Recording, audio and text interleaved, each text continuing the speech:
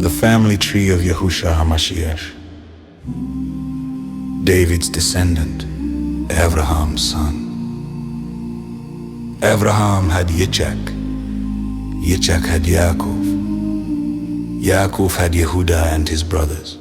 Yehuda had Peretz and Zerach, Peretz had Hezron, Hezron had Aram, Aram had Aminadab, Aminadab had Nahshon, Nahshon had Solomon, Solomon had Boaz, Boaz had Obed, Obed had Yishai, Yishai had David, and David became king.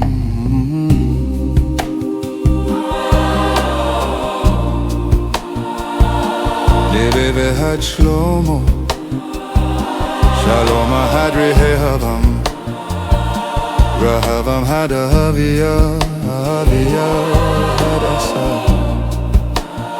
Asa had Yehoshaphat, Yehoshaphat had Yoram, Yoram had Uzziyahu, Uzziyahu had Yotam, Yotam had Achaz, Achaz had Hizkiyahu, Hizkiyahu had Menashe, Menashe had Amon, Amon had Yoshiyahu, Yoshiyahu had Yehoiachin and his brother. And then the people were taken into the Babylonian exile. When the Babylonian exile ended, Yehoiachin had Shealtiel, Shealtiel had Zerubbabel, Zerubbabel had Aviud, Aviud had Eliakim, Eliakim had Azor, Azor had Zadok, Zadok had Akim, Akim had Eliud, Eliud had Eleazar, Eleazar had Matan, Matan had Yaakov, Yaakov had Yosef, Miriam's husband, the Miriam who gave birth to Yahusha. There were 14 generations from Abraham to David. Another 14 from David to the Babylonian exile.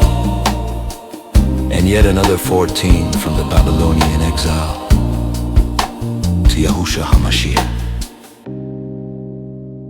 The birth of Yahusha took place like this. His mother, Miriam, was pledged to be married to Yosef. Before they came together, Yosef discovered she was with child. It was through the Ruach HaKodesh, though he did not understand at first.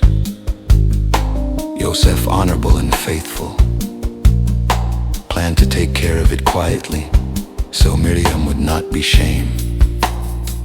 While he was contemplating this, an angel of Yahuwah appeared to him in a dream and said, Yosef, son of David, do not hesitate to take Miriam as your wife. What is conceived in her is from the Ruach HaKodesh. She will give birth to a son, and you are to name him Yahusha, for he will save his people from their sins. This fulfills what was spoken through the prophet. Behold, the virgin will conceive and bear a son, and they will call him Emmanuel. When Yosef woke from his sleep, he did as the angel of Yahuwah commanded him. He took Miriam as his wife, but did not come together with her until she gave birth to her firstborn son. And he gave him the name Yahusha.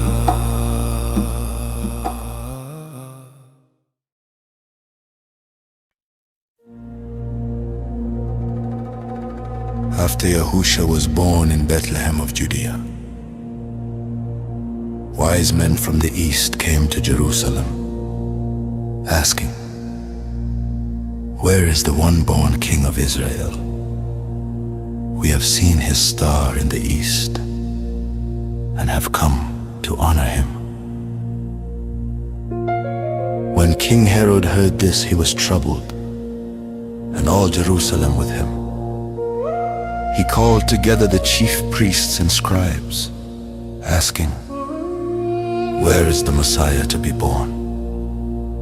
They told him, "In Bethlehem of Judea, for it is written by the prophet, 'And you, Bethlehem, land of Judah, are by no means least among the leaders of Judah, for from you shall come a ruler who will shepherd my people Israel.'"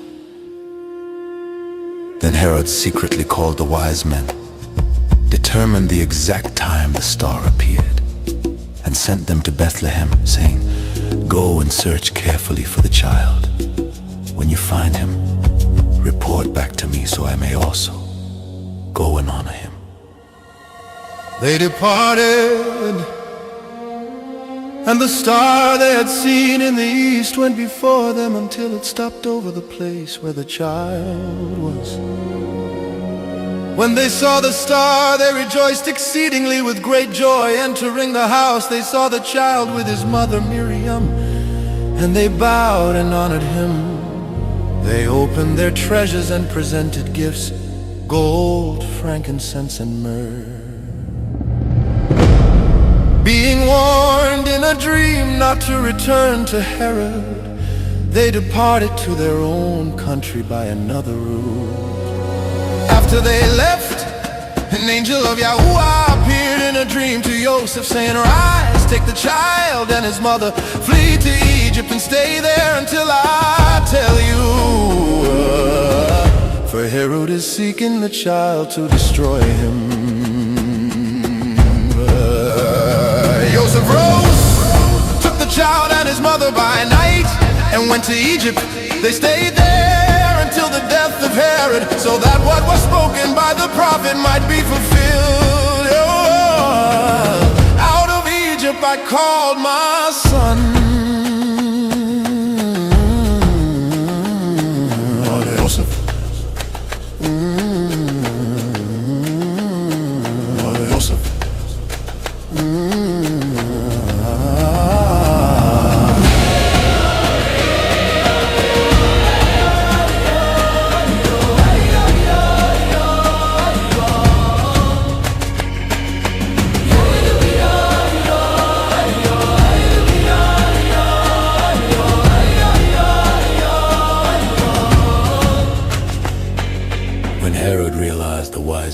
Deceived him.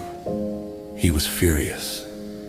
He sent soldiers to destroy all the children in Bethlehem and its surroundings, from 2 years old and under, according to the time he had learned from the wise men. Thus was fulfilled what was spoken by Jeremiah the prophet. A voice was heard in Ramah, weeping in great mourning, Rachel weeping for her children. She refused to be comforted, because they were no more.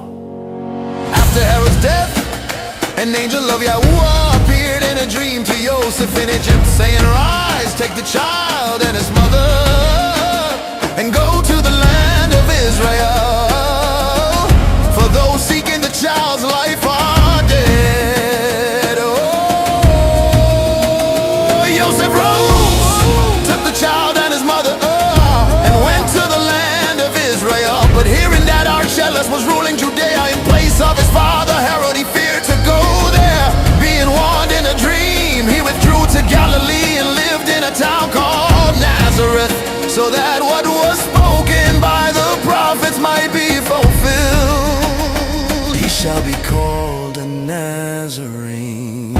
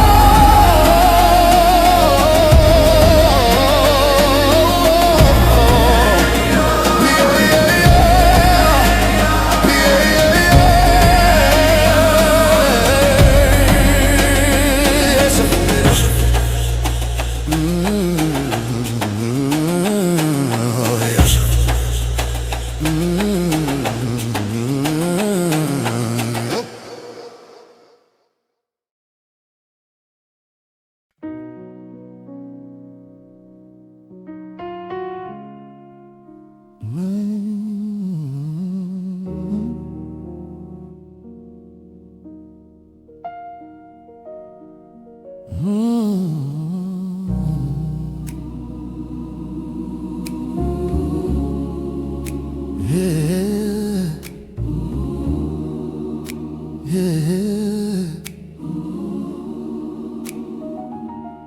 those days came Yohanan the Immerser, preaching in the wilderness of Yehuda, saying, "Turn back to Yahuwah, for the reign of heaven has drawn near. For this is he who was spoken of by the prophet Yeshayahu, saying, the voice of one crying in the wilderness, prepare the way of Yahweh, make his path straight." Now Yohanan wore clothing of camel's hair, with a leather belt around his waist, and his food was locusts and wild honey. Then went out to him Jerusalem, and all Yehuda, and all the region around the Jordan, and they were immersed by him in the Jordan, confessing their sins. But when he saw many of the Pharisees and Sadducees come to his immersion, he said to them, "Offspring of vipers, who warned you to flee from the coming wrath, bear fruit worthy of repentance, and do not think to say to yourselves,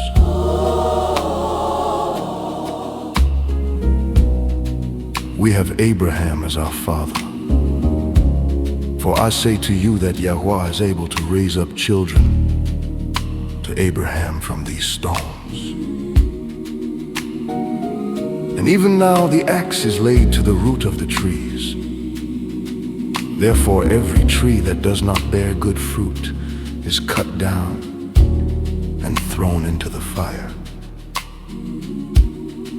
I indeed immerse you with water unto repentance, but he who is coming after me is mightier than I, whose sandals I am not worthy to carry.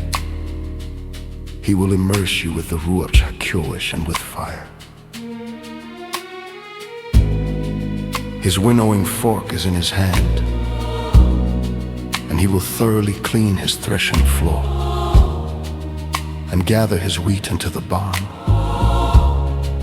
but he will burn up the chaff with unquenchable fire. Then Yahusha came from Galilee to the Jordan, to Yohanan to be immersed by him.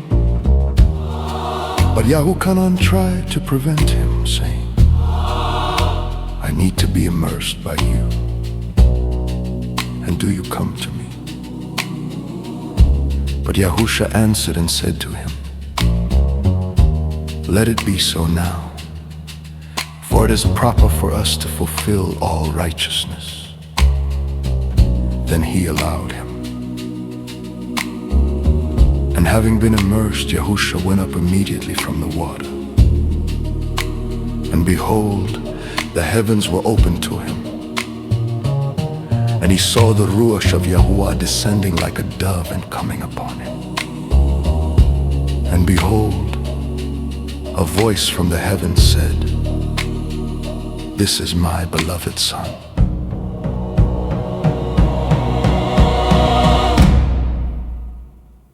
in whom I am well pleased.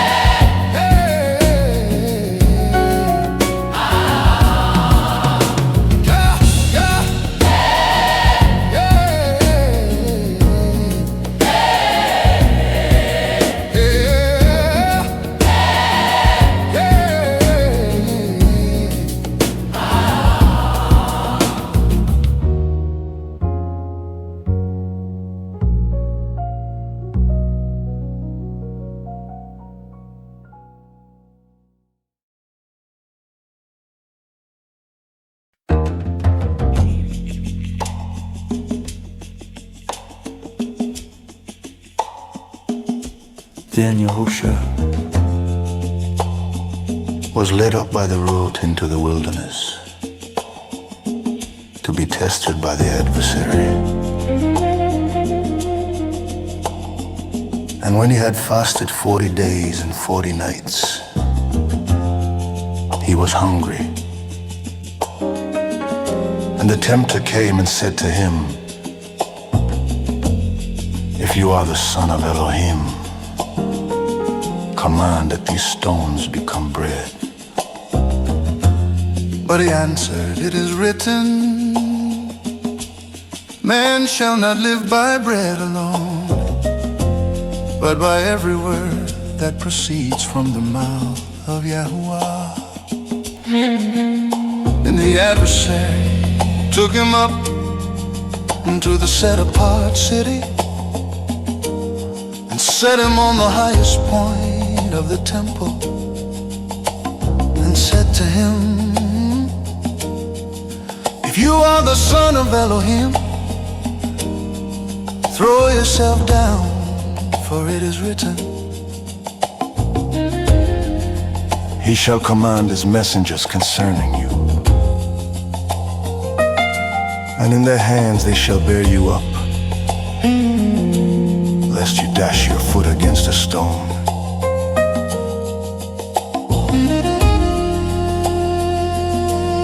Yahusha said to him, "It is also written, you shall not test Yahuwah, your Elohim."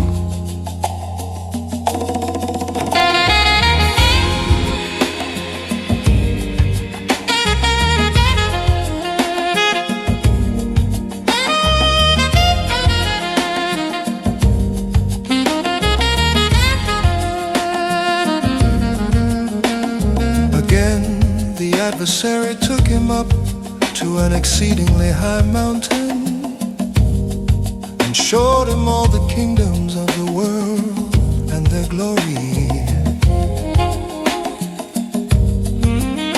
And he said to him, "All these I will give you if you fall down and worship me." Then Yahusha said to him, "Go away, Satan, for it is written, you shall worship Yahuwah your Elohim, and him only shall you serve." Then the adversary left him, and behold, messengers came and attended to him. And when Yahusha heard that Yohanan had been imprisoned, he withdrew into Galilee. Leaving Nazareth, he came and dwelt in Capernaum by the sea, in the borders of Zebulun and Naphtali, that it might be fulfilled which was spoken by the prophet Yeshayahu, saying, "The land of Zebulun and the land of Naphtali, by the way of the sea, beyond the Jordan, Galilee of the nations. The people who sat in darkness have seen a great light, and upon those who sat in the region and shadow of death, light has dawned." From that time Yahusha began to proclaim and to say, "Turn back to Yahweh, for the reign of heaven has drawn near." And walking by the Sea of Galilee, he saw two brothers, Shimon, who is called, and Andri, his brother, casting a net into the sea, for they were fishermen. And he said to them, "Follow me, and I will make you fishers of men." Immediately they left their nets and followed him. And going on from there, he saw two other brothers, Yaakov the son of Zabdi, and Yohanan his brother, in the boat with Zabdi their father, mending their nets, and he called them. Immediately they left the boat and their father and followed him.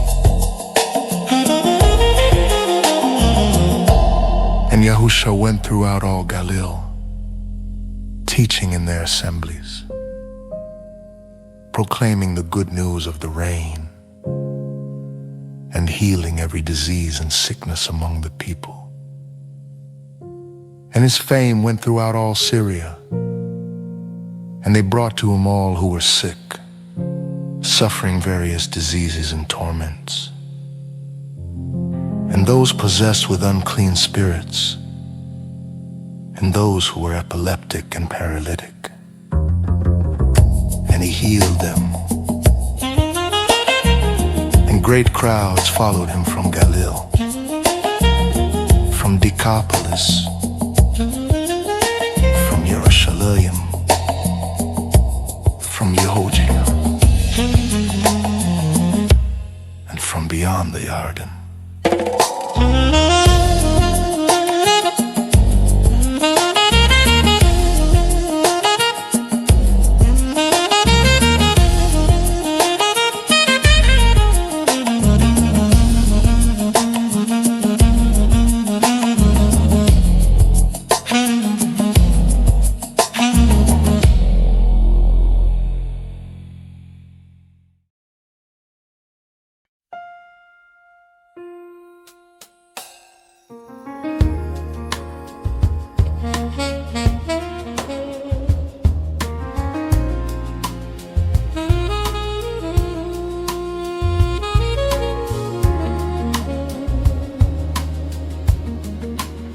Seeing the crowds, Yahusha went up the mountain. And after he had sat down, his disciples came to him. And he opened his mouth and taught them, saying, Blessed are the poor in spirit, for theirs is the reign of heaven. Blessed are those who mourn, for they shall be comforted. Blessed are the gentle, for they shall inherit the land. Blessed are those who hunger and thirst for righteousness, for they shall be filled. Blessed are the merciful, for they shall obtain mercy. Blessed are the pure in heart, for they shall see Yahweh. Blessed are the peacemakers, for they shall be called sons of Elohim. Blessed are those who are persecuted for righteousness' sake, for theirs is the reign of heaven. Blessed are you when men revile you and persecute you and say all kinds of evil against you falsely for my sake. Rejoice and be exceedingly glad, for great is your reward in heaven, for so they persecuted the prophets before you.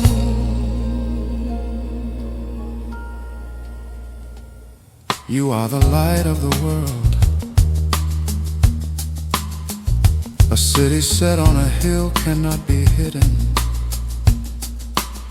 Neither do people light a lamp and put it under a basket, but on a lampstand, and it gives light to all in the house.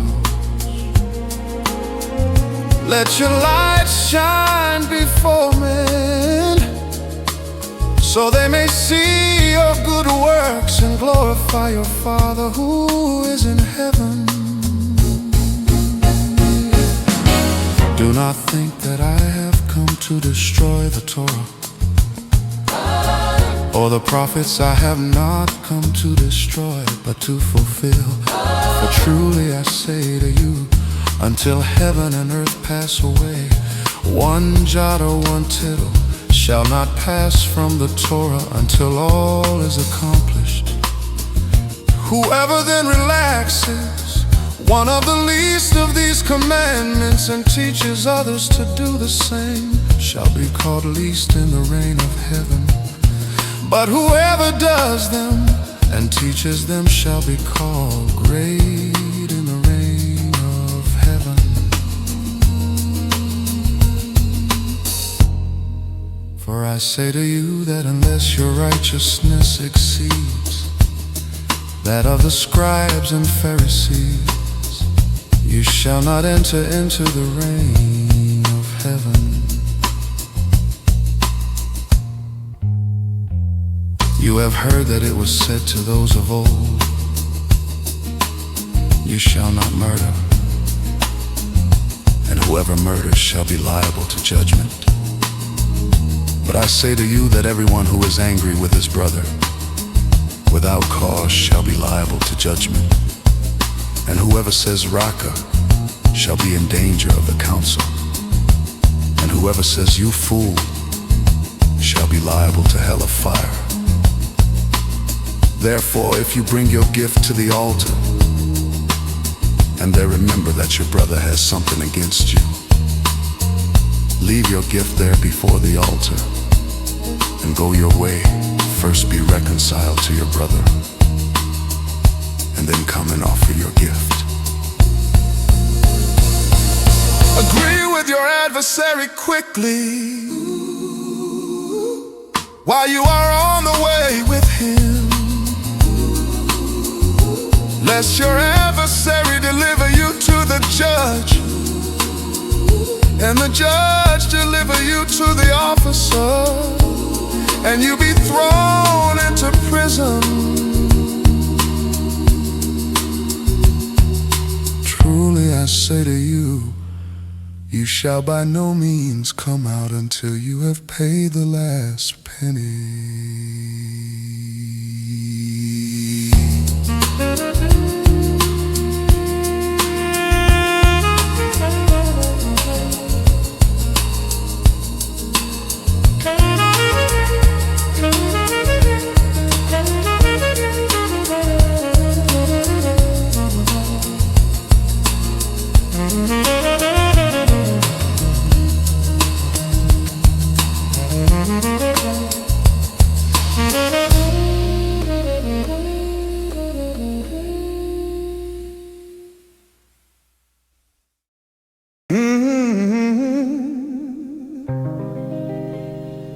You have heard that it was said, you shall not commit adultery. But I say to you that whoever looks at a woman to lust after her has already committed adultery with her in his heart. If your right eye causes you to stumble, pluck it out and throw it away. It is better for you to lose one part of your body than for your whole body to be thrown into Gehenna. And if your right hand causes you to stumble, cut it off and throw it away. It is better for you to lose one part of your body than for your whole body to go into Gehenna.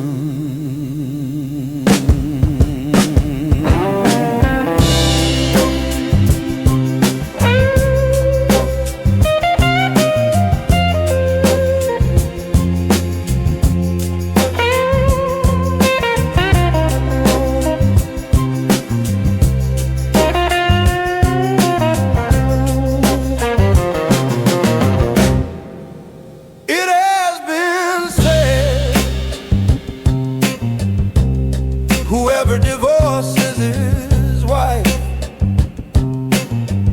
let him give her a certificate of divorce. But I say to you that whoever divorces his wife, except for the cause of fornication, causes her to commit adultery.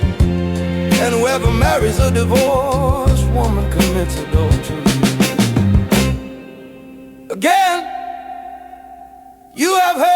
was said to the ancients,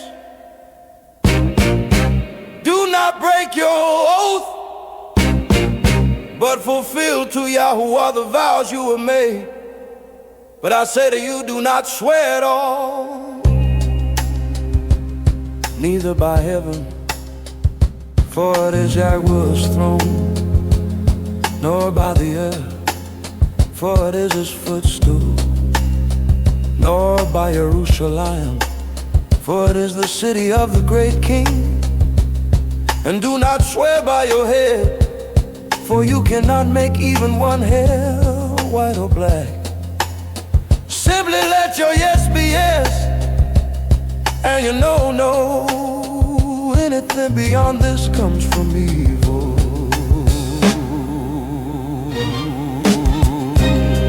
You have heard that it was said, eye for eye and tooth for tooth.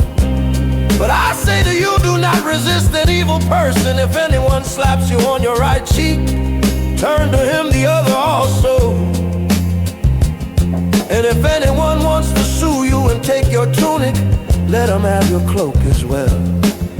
If anyone forces you to go 1 mile, go with him 2 miles. Give to the one who asks you, and do not turn away from the one who wants to borrow from you. You have heard that it was said, love your neighbor and hate your enemy. But I say to you, love your enemies, bless those who curse you, do good to those who hate you, and pray for those who mistreat you and persecute you, that you may be children of your Father in heaven. He causes his sun to rise on the evil and the good, and sends rain on the righteous and the unrighteous. For if you love those who love you, what reward will you get? Do not even the tax collectors do the same? And if you greet only your brothers, what are you doing more than others? Do not even the Gentiles do the same? Oh. Be perfect, therefore, as your Father in heaven is perfect.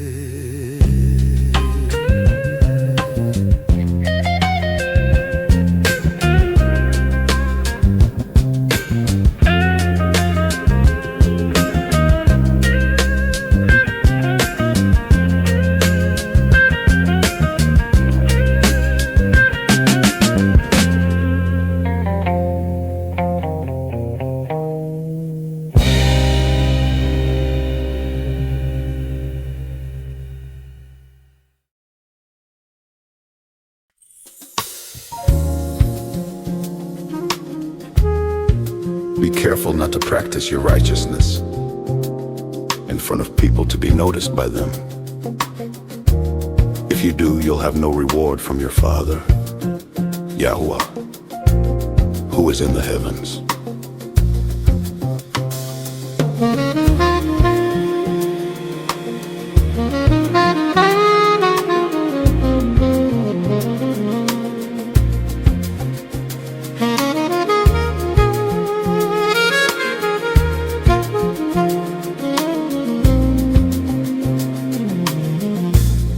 When you give to those in need, don't announce it with trumpets like the hypocrites do in the synagogues and streets, to be honored by others. Truly, they've already received their reward. But when you give, don't let your left hand know what your right hand is doing, so your giving may be in secret, and your Father, Yahuwah, who sees what is done in secret, will reward you.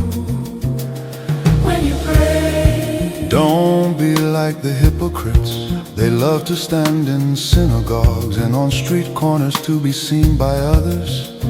but when you pray, Go into your room, close the door, and pray to your Father, Yahuwah, who is unseen. Then he who sees in secret will reward you.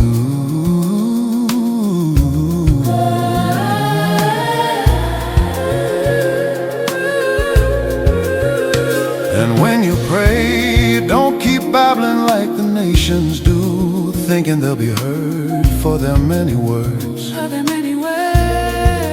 Don't be like them, For your Father knows what you need before you ask Him. pray like this.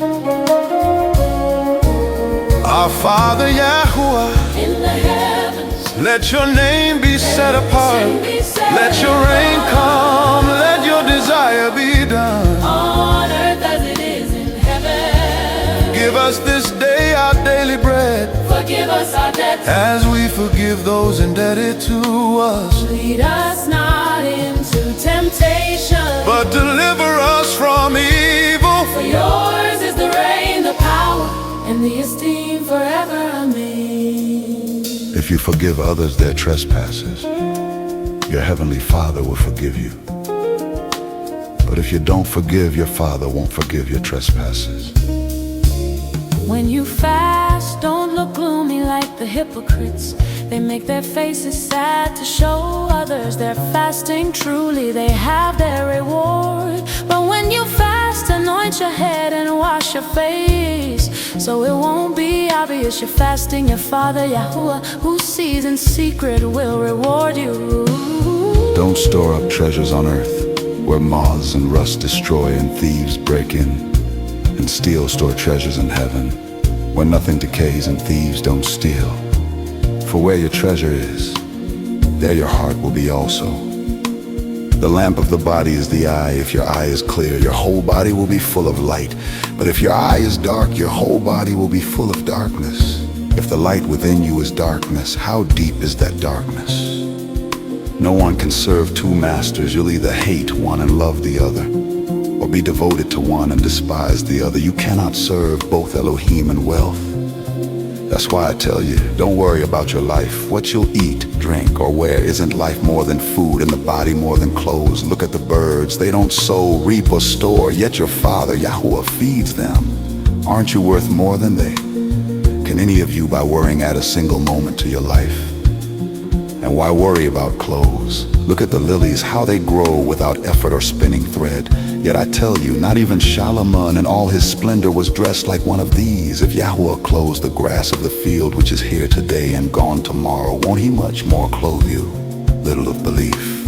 So don't say, what will we eat, or what will we drink, or what will we wear? The nations chase after all these things, but your Father knows you need them. Seek first the reign of Elohim and his righteousness, and all these things will be added to you. So don't worry about tomorrow, for tomorrow will worry about itself. Each day has enough trouble of its own.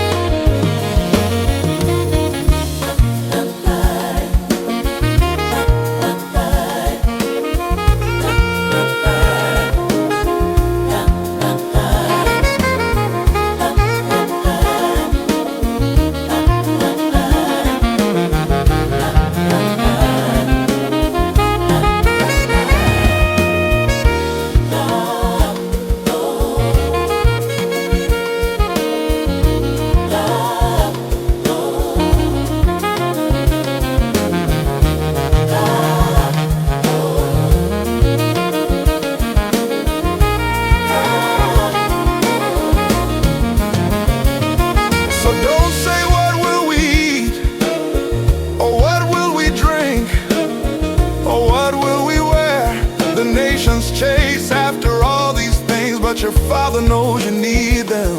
Seek first the reign of Elohim and His righteousness, and all these things will be added to you. So don't worry about tomorrow, for tomorrow will worry about itself. Each day has enough trouble of its own.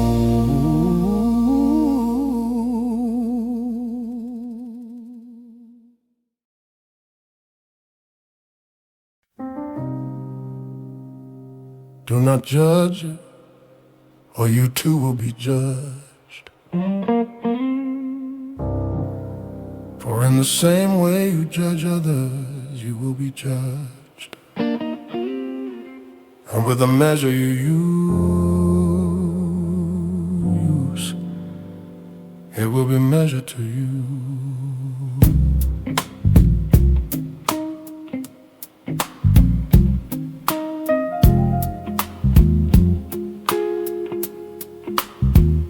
Why do you look at the splinter in your brother's eye, but pay no attention to the beam in your own? How can you say to your brother, let me take the splinter out of your eye, when the beam is still in yours? hypocrite. First take the beam of your own eye, and then you will see clearly to remove the splinter from your brother's eye. Do not give what is set apart to dogs, and do not throw your pearls before pigs, lest they trample them underfoot and turn to tear you apart. And it will be given to you. Seek, and you will find. knock, and the door will be open to you. For everyone who asks receives, and the one who seeks finds, and to the one who knocks, the door is open. Which of you, if his son asks for bread, would give him a stone? Or if he asks for a fish, would hand him a snake? If you then, though being imperfect, know how to give good gifts to your children, how much more will your Father Yahuwah in the heavens give good things to those who ask Him? So whatever you want others to do for you, do the same for them. for you. For this is the Torah and the prophets. Enter through the narrow gate, for wide is the gate and broad is the way that leads to destruction, and many enter through it, but small is the gate and narrow the way that leads to life, and few find it. Beware of false prophets. They come to you in sheep's clothing, but inwardly they are ravenous wolves. You will recognize them by their fruits. Do people pick grapes from thorns, or figs from thistles? In the same way, every good tree bears good fruit, but a bad tree bears bad fruit. A good tree cannot bear bad fruit, and a bad tree cannot bear good fruit. Every tree that does not bear good fruit is cut down and thrown into the fire. Thus you will know them by their fruits. Not everyone who says to me, Master, Master, will enter the reign of the heavens, but only those who do the will of my Father Yahuwah in the heavens. Many will say to me in that day, Master, Master, didn't we prophesy in your name, and cast out demons in your name, and do many mighty works in your name? Then I will declare to them, I never knew you. Depart from me, you workers of lawlessness. Everyone who hears these words of mine and does them is like a wise man who built his house on the rock. The rain came down, the floods rose, and the winds blew and beat against that house. Yet it did not fall, because its foundation was on the rock. But everyone who hears these words of mine and does not do them is like a foolish man who built his house on sand. The rain came down, the floods rose, and the winds blew and beat against that house. And it fell, and great was its fall. When Yahusha finished speaking these words, the crowds were astonished at his teaching, for he taught as one who carried authority,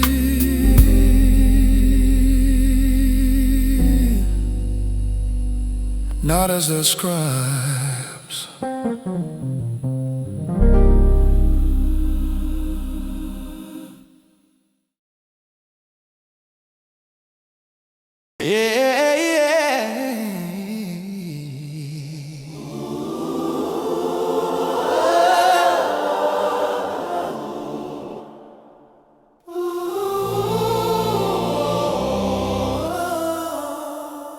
When Yahusha came down from the mountain, large crowds followed him. A man with leprosy came and knelt before him, saying, "Master, if you are willing, you can make me clean."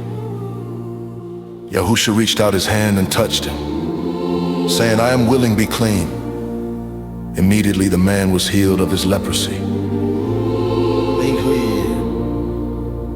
See that you tell no one, but go show yourself to the priest and offer the gift Moses commanded as a testimony to them.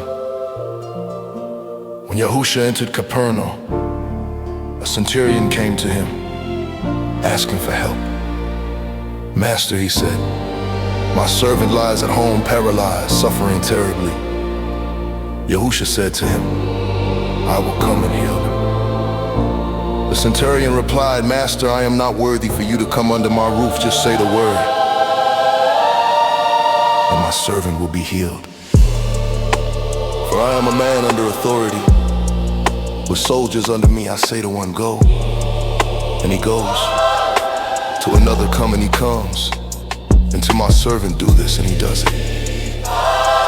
When Yahusha heard this, he marveled and said to those following, "Truly, I tell you, I have not found anyone in Israel with such great faith. Many will come from the east and west and will take their places with Abraham, Isaac, and Jacob in the kingdom of the heavens. But the sons of the kingdom will be cast in the outer darkness. There will be weeping and gnashing of teeth." Then Yahusha said to the centurion, "Go your way. As you have believed, so let it be done for you." And his servant was healed in that same hour. When Yahusha came into Peter's house, he saw Peter's mother-in-law lying sick with a fever. He touched her hand and the fever left her, and she rose and served him. That evening they brought to him many who were possessed by unclean spirits, and he drove out the spirits with a word and healed all who were sick.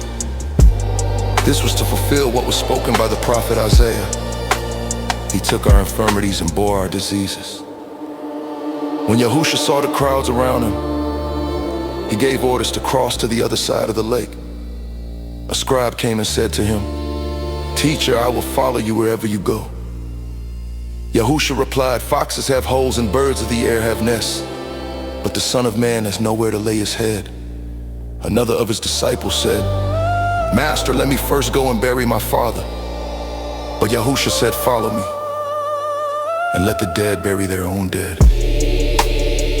Then he got into the boat and his disciples followed him. Suddenly a great storm arose on the sea, so that the boat was covered by the waves, but he was asleep.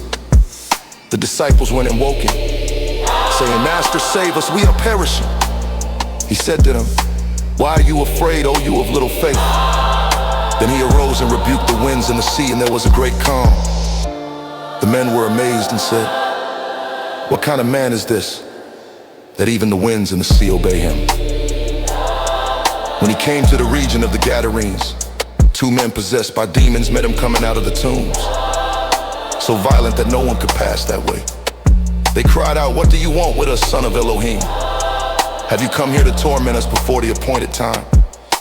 A large herd of pigs was feeding some distance away. The demons begged him, "If you drive us out, send us in the herd of pigs." He said to them, "Go." So they came out and went into the pigs, and the whole herd rushed down the steep bank into the sea and drowned in the waters. Those tending the pigs ran off, went into the town and reported all this, including what had happened to the demon-possessed men. Then the whole town went out to meet Yahusha, and when they saw him, they begged him to leave their region.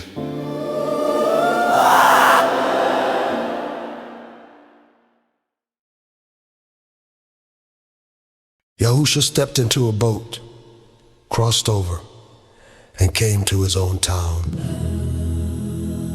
Some men brought to him a man who was paralyzed, lying on a mat.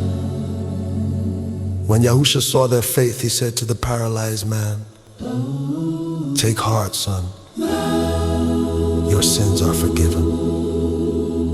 At this, some of the teachers of the law said to themselves, "This man is blaspheming." Knowing their thoughts, Yahusha said, "Why do you entertain evil in your hearts? which is easier, To say your sins are forgiven, or to say, get up." get up and walk?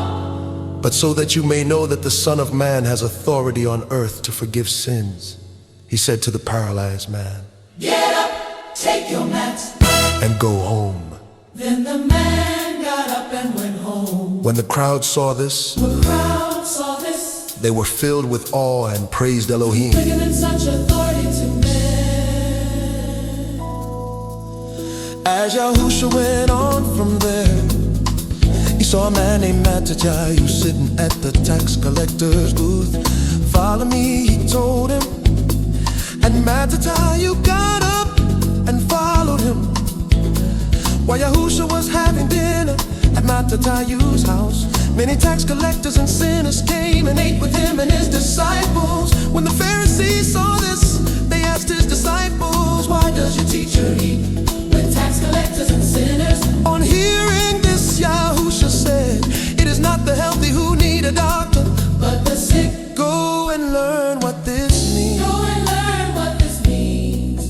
I desire mercy, Not sacrifice." for I have not come to call the righteous, But sinners.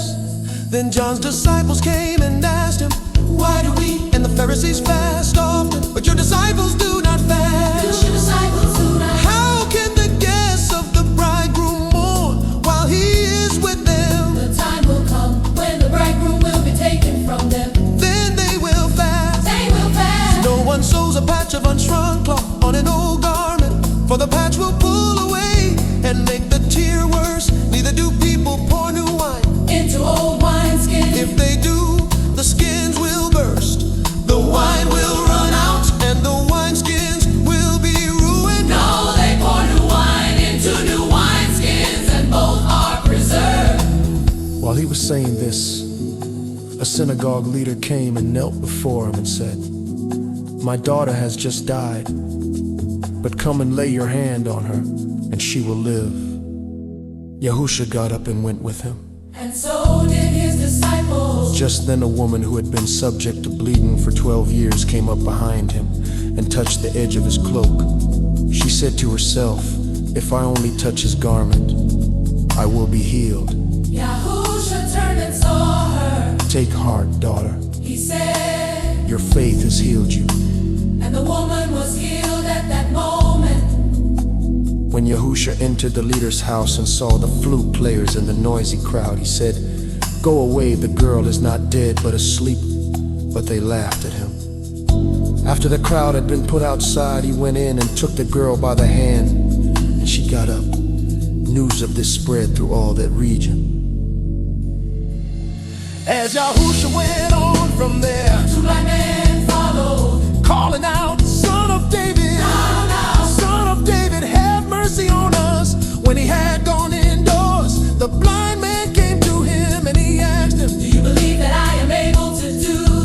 Yes, Master. They replied. Then he touched their eyes and said, according to your faith, let it be done to you. Let it be done to you. And their eyes were opened. Yahusha warned them sternly, see that no one knows about this. But they went out and spread the news about him all over that region. While they were going out, a man who was mute and possessed by a demon was brought To Yahusha. When the demon was driven out, the man who had been mute spoke. The crowd was amazed and said, Nothing like this has ever been seen in Israel. But the Pharisee said, he drives out demons by the prince of demons. Yahusha went through all the towns and villages, teaching in their synagogues, proclaiming the good news of the kingdom, and healing every disease and sickness.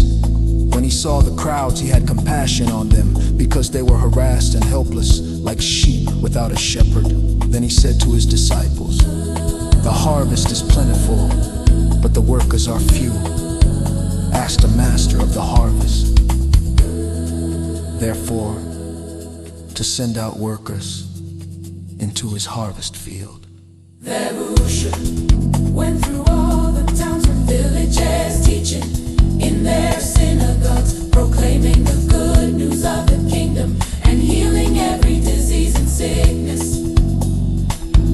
when he saw the crowds, he had compassion on them, because they were harassed and helpless, like sheep without a shepherd. Then he said to his disciples, the harvest is plentiful, But the workers are few. ask the master of the harvest,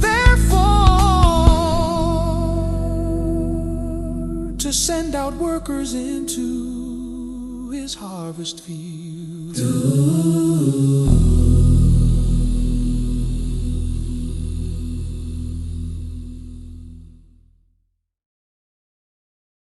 Oh,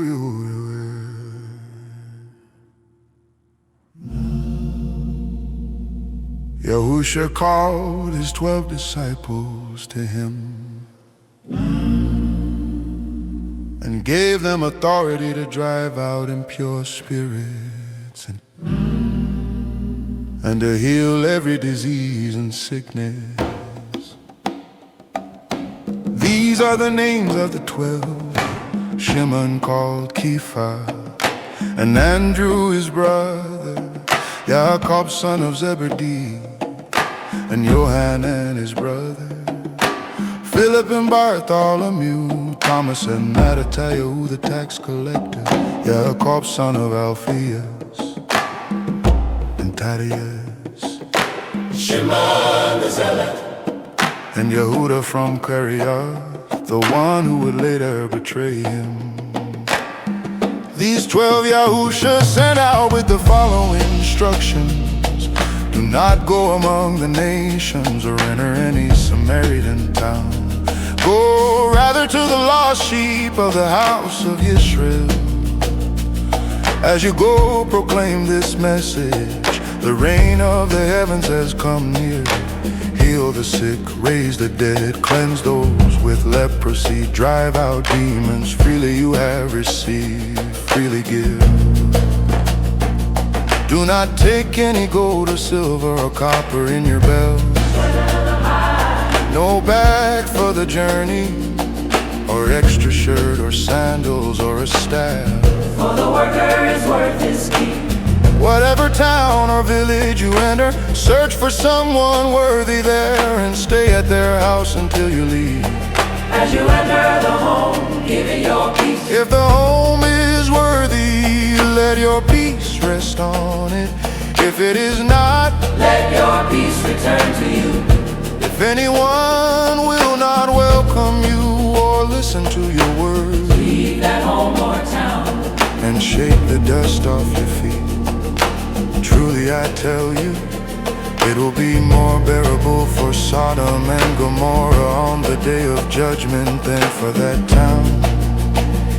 I am sending you out like sheep among wolves.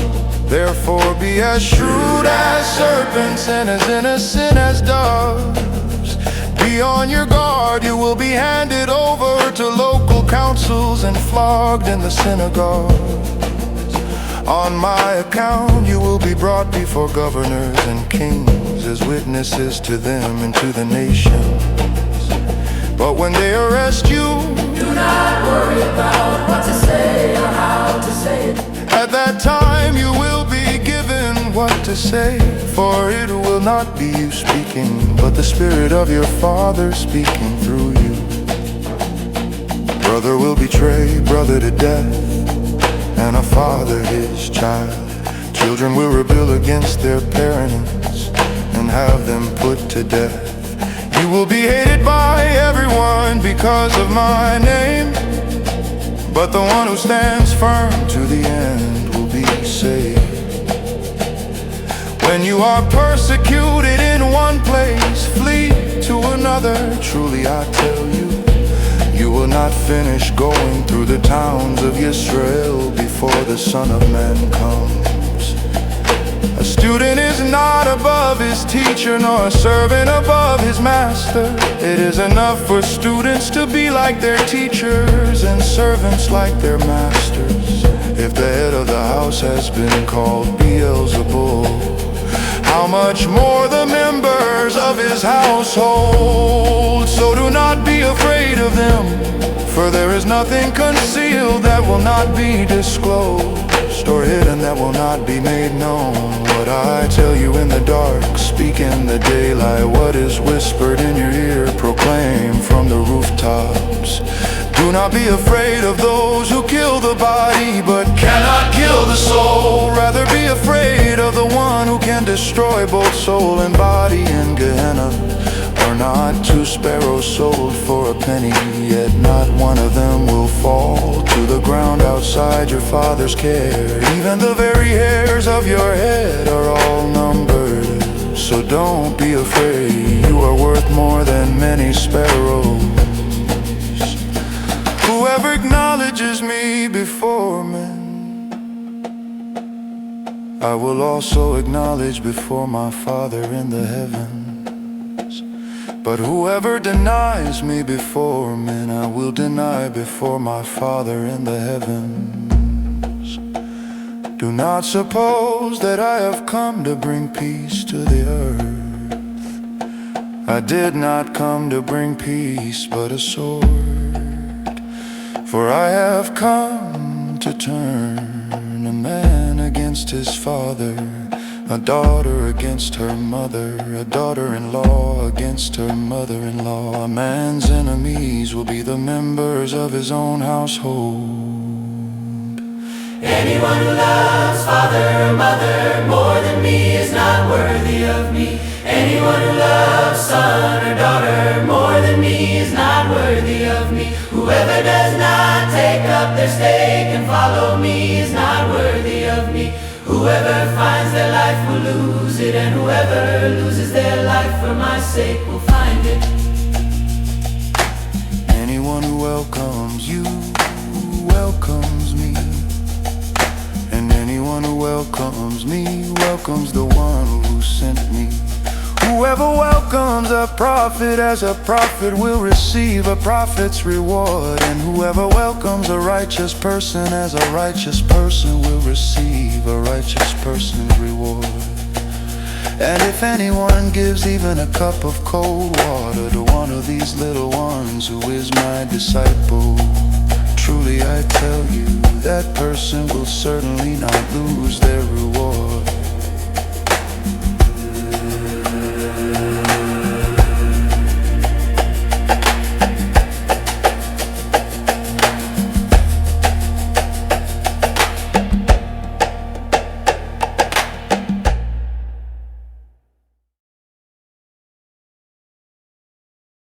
Yahusha replied, go back and report to Yohanan what you hear and see.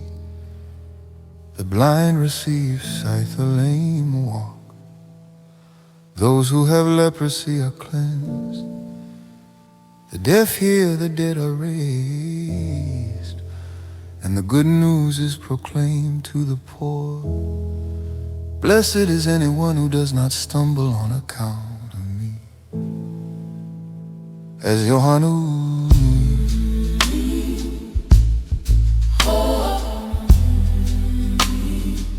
as Yohanan's disciples were leaving,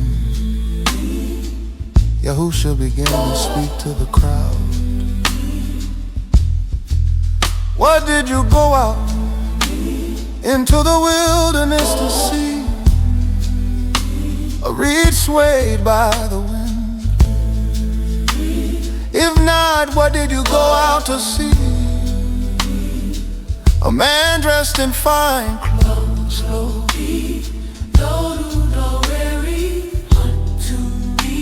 No, those who wear fine clothes are in king's palaces. Then what did you go out to see? A prophet. Yes, I tell you. And more than a prophet. This is the one about whom it is written, I will send my messenger ahead of you, who will prepare your way before you. Truly I tell you, among those born of women, there has not risen anyone greater than Yohanan the Immerser. Yet whoever is least in the reign of the heavens is greater than he.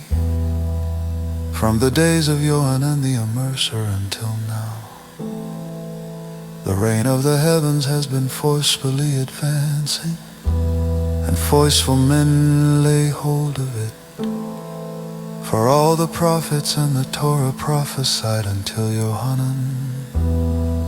And if you are willing to accept it, he is the Eliah who was to come. Whoever has ears, let them hear. To what can I compare this generation? They are like children sitting in the marketplaces and calling out to others. We played the flute for you, and you did not dance. We sang a lament, and you did not mourn. For Yohanan came neither eating nor drinking. And they say, he has a demon. The Son of Man came eating and drinking. And they say, here is a glutton and a drunkard, a friend of tax collectors and sinners. But wisdom is proven right by her works. Then Yahusha began to denounce the towns in which most of his miracles had been performed, because they did not repent. Woe to you, Chorazin! Woe to you, Bethsaida! For if the miracles that were performed in you had been performed in Tyre and Sidon, they would have repented long ago in sackcloth and ashes. But I tell you, it will be more bearable for Tyre and Sidon on the day of judgment than for you. And you, Capernaum, will you be lifted to the heavens? No, you will go down to Sheol. For if the miracles that were performed in you had been performed in Sodom, it would have remained to this day. But I tell you that it will be more bearable for Sodom on the day of judgment than for you. At that time Yahusha said, I praise you, Father, Master of heaven and earth, because you have hidden these things from the wise and learned, and revealed them to little children. Yes, Father, for this is what you are pleased to do. All things have been handed over to me by my Father. No one knows the Son except the Father, and no one knows the Father except the Son, and those to whom the Son chooses to reveal him.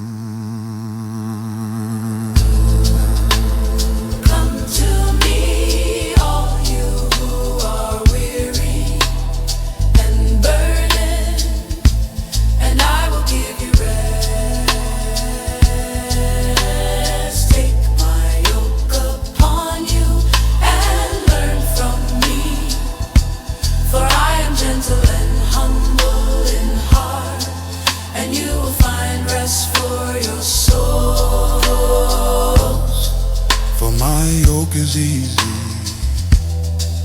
and my burden is light.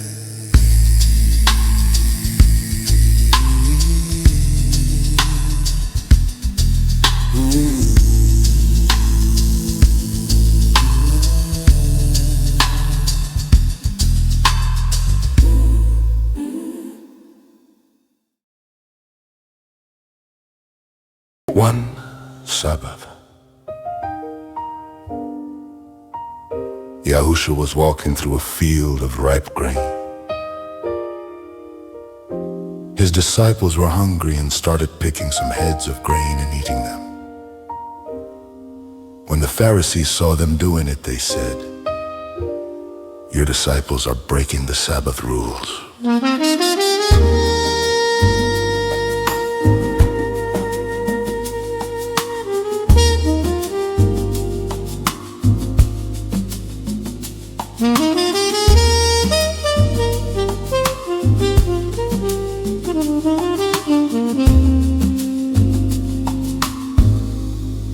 Yahusha said, "Really? Haven't you read what David and his companions did when they were hungry? They entered the temple and broke the sacred bread rules. That bread was for priests only. And Yahuwah didn't punish them. You've also read that in the Torah. Priests carrying out their temple duties regularly break Sabbath rules without being blamed. I'm telling you, something greater than the temple is here. If you had any idea what this scripture meant, I prefer mercy over sacrifice. You wouldn't be so quick to accuse. The son of Adam is no lackey to the Sabbath. He's in charge.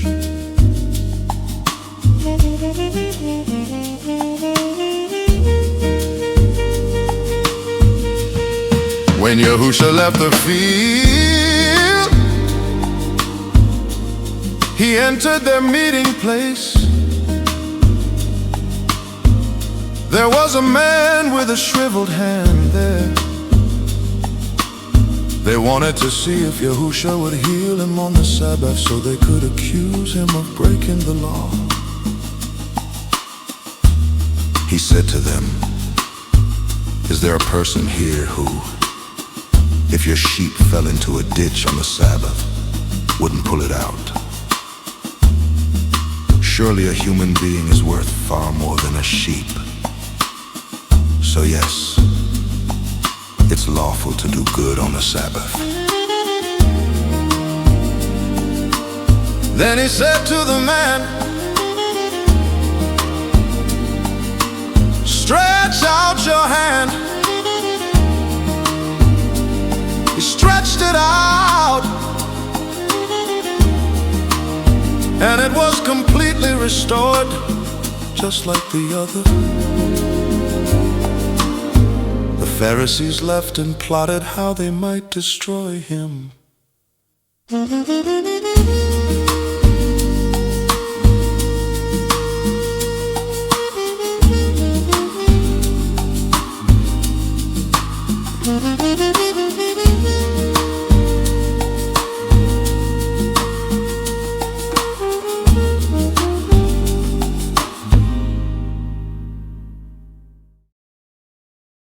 Yahusha knew what they were plotting, so he slipped away. A great multitude followed, and he healed them all, everyone. He told them to keep it quiet, because this was a prophecy spoken by Yeshua. "Behold my servant whom I have chosen, my beloved in whom my soul delights. I'll put my spirit upon him, and he'll bring justice to the nations. He won't shout or argue in the streets. He won't crush the bruised reed or snuff out the flickering flame, until he brings truth and justice to victory, and the nations will put their hope in his name.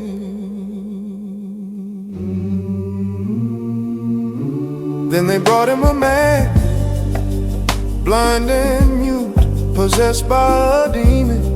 Yahusha healed him, so the man could both speak and see. The crowd was amazed. Could this be the son of David? But the Pharisees said, he only casts out demons by Beelzebub. by Beelzebub, ruler of demons. Yahusha knew their thoughts. Every kingdom divided against itself will fall as Satan drives out Satan. His kingdom won't stand if I cast out demons by Beelzebub. Then by whom do your own people cast them out? But if I cast them out by the Spirit of Elohim, then the kingdom of Elohim has come upon you. No one can enter a strong man's house and take what's his, unless he first ties him up. Then he can plunder the house. Whoever isn't with me is against me. Whoever doesn't gather with me scatters. So I tell you, every sin and blasphemy Can be forgiven. but blasphemy against the Ruach, Spirit will not be forgiven. speak a word against the Son of Man.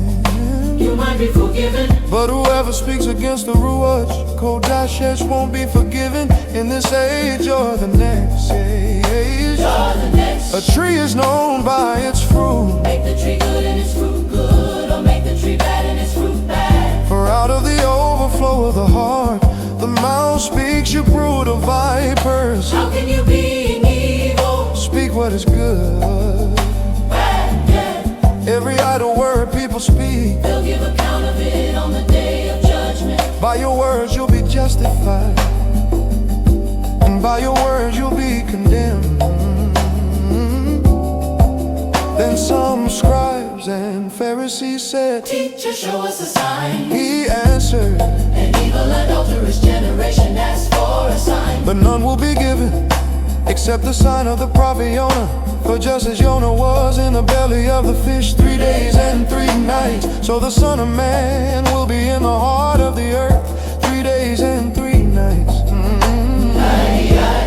The men of Nineveh will rise in judgment, With this generation and condemn it. for they repented of Jonah's preaching, and now one greater than Jonah is here.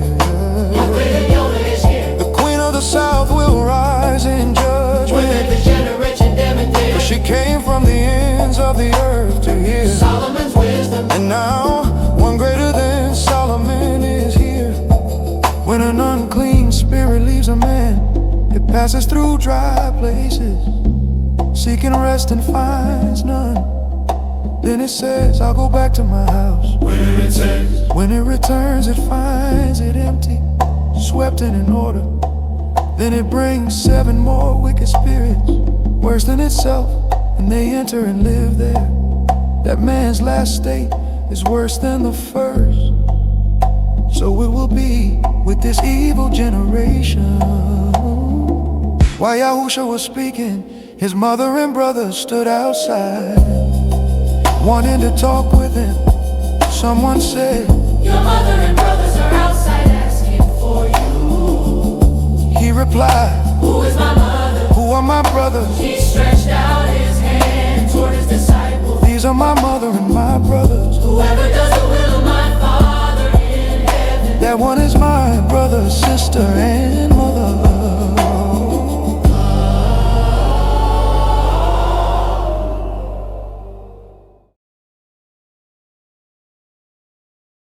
That same day Yahusha went out of the house and sat by the sea.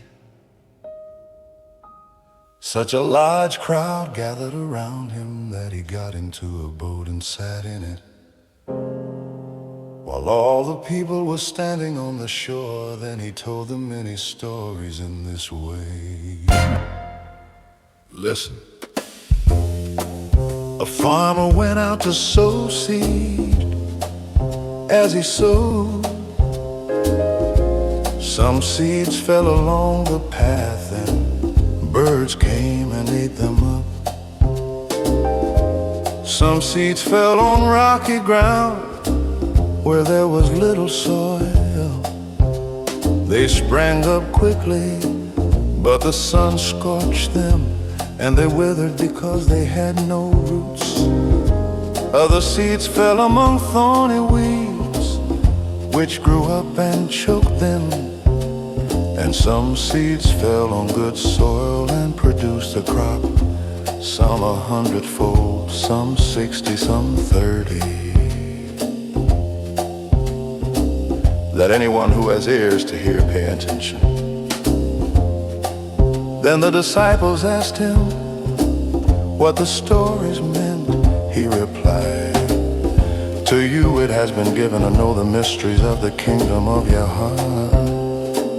But to them it is not those who have, more will be given, and they will have an abundance. Those who do not have, even what they think they have will be taken away. That is why I tell them stories. Although they see, they do not really see. Although they hear, they do not really understand. Otherwise, they might turn and be forgiven. He said to them, listen then to the story of the farmer sowing seed. The seed is the word of the kingdom. The path represents those who hear the message but do not understand it. And the evil one comes and snatches away what was sown in their hearts. The rocky ground represents those who receive the word with joy at first, but they have no roots. They believe for a while, but when troubles or persecution come, they fall away. The seed among thorny weeds represents those who hear the word, but the worries of this life and the desire for wealth choke it, and it produces nothing. The seed sown on good soil represents those who hear the word and understand it, and they bear fruit, producing 160 or 30 times what was sown. He told them another story. The kingdom of Yahu is like a mustard seed, which a man took and planted in his field. It is the smallest of all seeds, but when it grows it becomes the largest of garden plants and becomes a tree, so that the birds of the air come and perch in its branches. He said another story. The kingdom of Yahu is like yeast, which a woman took and mixed into 3 measures of flour until it worked all through the dough.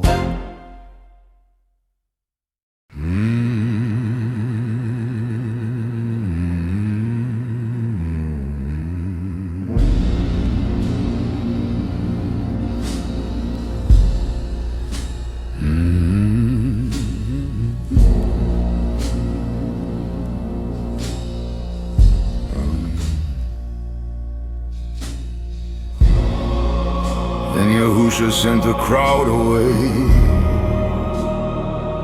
and went into the house.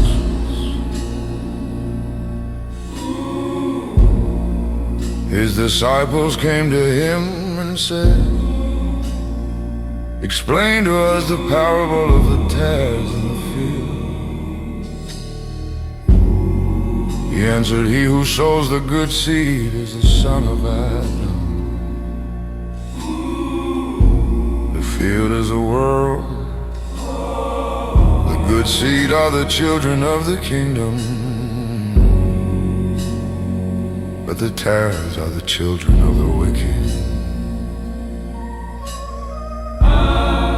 The enemy who sowed them is the adversary. The harvest is the end of the age, and the reapers are the angels. As the tares are gathered and burned in the fire, so it will be at the end of this world.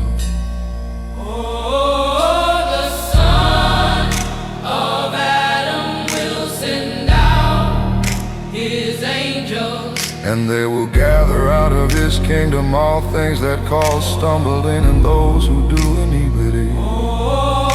And will cast stumbling and those who do iniquity, and will cast them into the furnace of fire. There will be wailing and gnashing of teeth.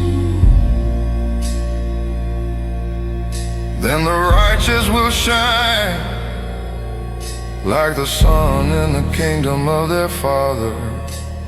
He who has ears to hear, let him hear. The kingdom of heaven is like treasure hidden in a field. When a man found it, he hid it again, and in his joy went and sold all he had and bought that field. Again, the kingdom of heaven is like a merchant seeking beautiful pearls. When he found one pearl of great price, he went and sold all that he had and bought it. Again, the kingdom of heaven is like a that was cast into the sea, and gathered fish of every kind. When it was full, they drew it to shore. Sat down and gathered the good into vessels, but threw the bad away. So it will be at the end of the age. Oh, the angels will come forth, separate the wicked from among the just, and cast them into the furnace of fire. There will be wailing and gnashing of teeth. Oh, the angels will come forth, separate the wicked from among all the just, and cast them into the furnace of fire. There will be wailing and gnashing of teeth. Yahusha said to them, "Have you understood all these things?" They said, "Yes." He said, "Every scribe instructed in the kingdom of heaven is like a householder who brings forth out of his treasure things new and old." When Yahusha had finished these parables, he departed from there. He came to his own country and taught in their synagogue, so that they were astonished and said, "Where did this man get this wisdom and mighty works? Isn't this the carpenter's son? Isn't his mother called Miriam? And his brothers Yaakov, Yosef, Shimon, and Yehuda? And his sisters, are they not all with us? Or then did this man get all these things?" And they were offended in him. But Yahusha said to them, "A prophet is not without honor except in his own country and in his own house." And he did not do many mighty works there because of their unbelief.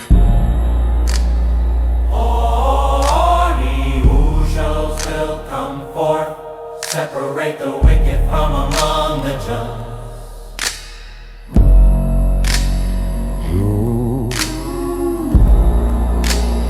Oh, the angels will come forth, separate the wicked from among the just.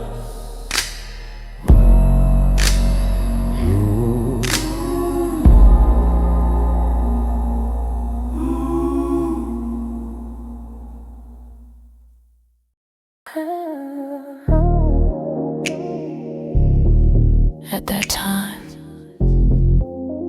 King Herod heard about Yahusha and said to his servants, "This is John the Baptizer. He has been raised from the dead. That's why these mighty works are happening through him." Herod had seized John and bound him, putting him in prison for the sake of Herodias, his brother Philip's wife, because John had told him, "It's not lawful for you to have her." Herod wanted him to death, but he was afraid of the crowd, for they considered John a prophet. On Herod's birthday, Herodias' daughter danced before them, pleasing Herod and his guests. The king said to the girl, "Ask me for whatever you want, and I will give it to you." He even swore, "I will give you whatever you ask. I'm to have my kingdom." She went out and said to her mother, "What should I ask for?" Her mother said, "The head of John the Baptizer." She hurried back to the king and asked, "I want you to give me John the Baptizer's head on a platter immediately." The king was grieved, yet because of his oath and the guests, he commanded it. He sent a soldier, had John beheaded in the prison, and brought his head on a platter. The girl gave it to her mother, and John's disciples came and took his body, laying it in a tomb.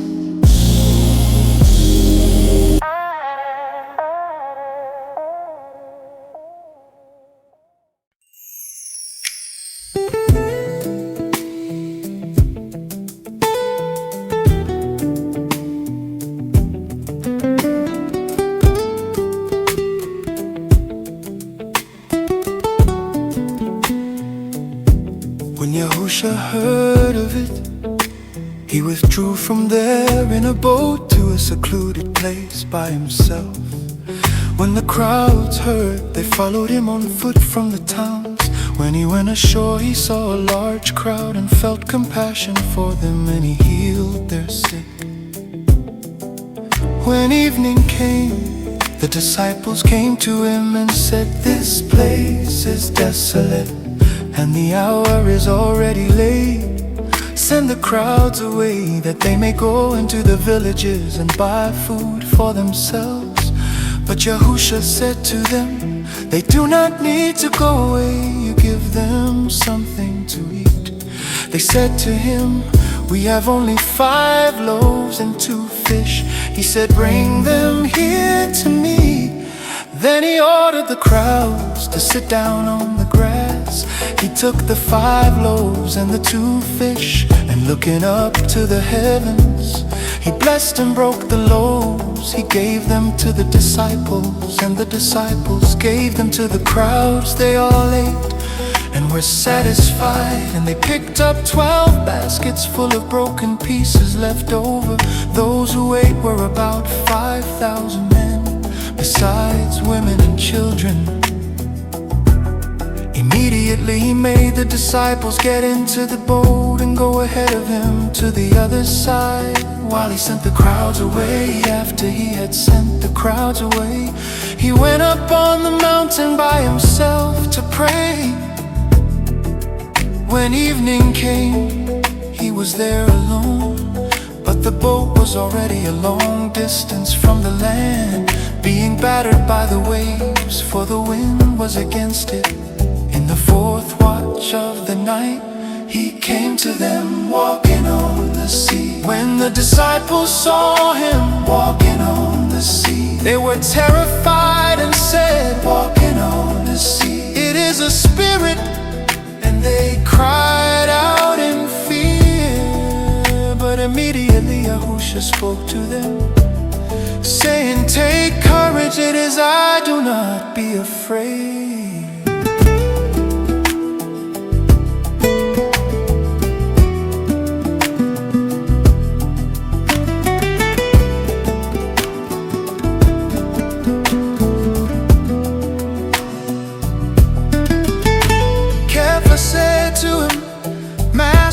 if it is you, command me to come to you on the water. He said, come. And Kepha got out of the boat, walked on the water, and came toward Yahusha. But seeing the wind, he became afraid, and beginning to sink, he cried out, Master, save me. Immediately Yahusha reached out his hand, took hold of him and said, you of little belief, why did you doubt? When they got into the boat, the wind stopped. Those in the boat worshipped him, saying, truly you are the Son of Elohim. When they had crossed over, they came to land at Gennesaret. The men of that place recognized him, sent word into all that region, and brought to him all who were sick. They begged him that they might only touch the fringe of his garment, and all who touched it were made whole.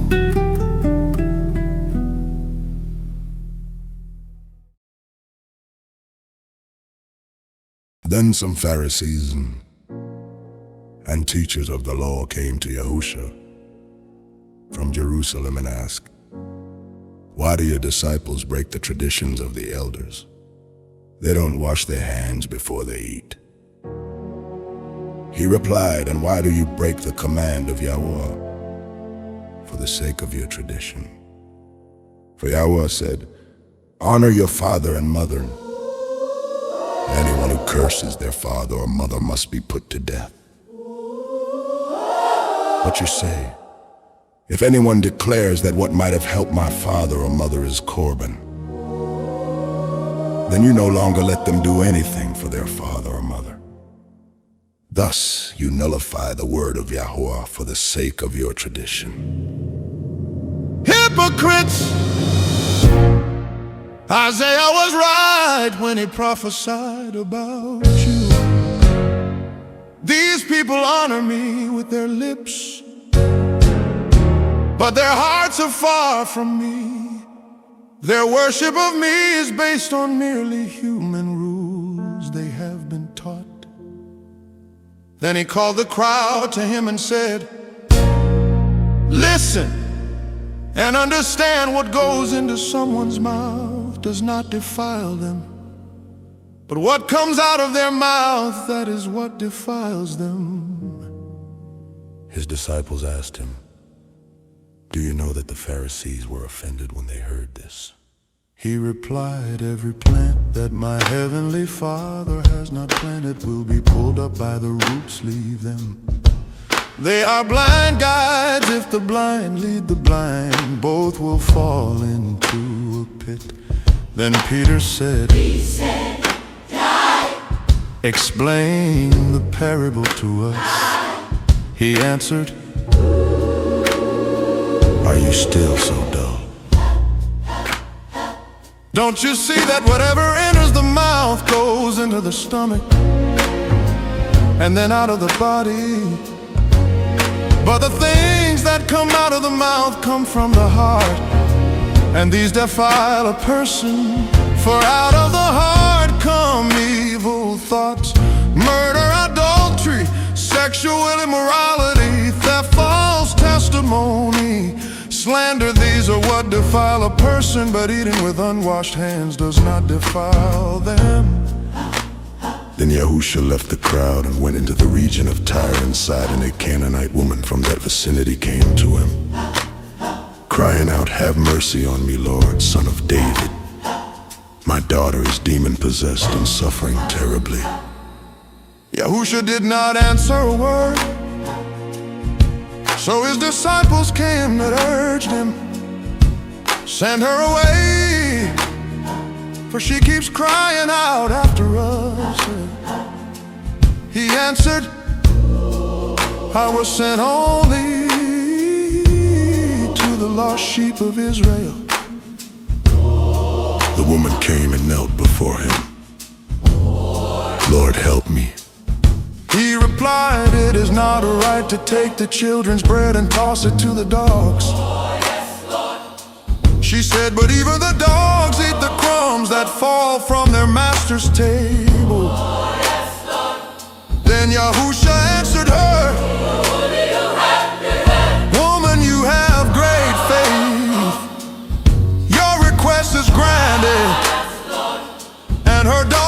was healed at that moment, leaving that place. Yahusha withdrew to the region of Tyre and said, and people brought to him all who were ill, and he healed them. He warned them not to tell others. Yahusha left there and went along the Sea of Galilee. Then a great crowd followed him because they saw the signs he had performed on the sick. Yahusha called his disciples to him and said, I have compassion for these people. They have already been with me 3 days and have nothing to eat. I do not want to send them away hungry, or they may collapse on the way. His disciples answered, where could we get enough bread in this remote place to feed such a crowd? How many loaves do you have? Yahusha asked. 7, they replied, and a few small fish. He told the crowd to sit down on the ground. Taking the 7 loaves and the fish and giving thanks, he broke them and gave them to the disciples, and they in turn to the people. They all ate and were satisfied, and the disciples picked up 7 basketfuls of broken pieces that were left over. The number of those who ate was 4,000 men, besides women and children. After Yahusha had sent the crowd away, he got into the boat and went to the region of Magadan.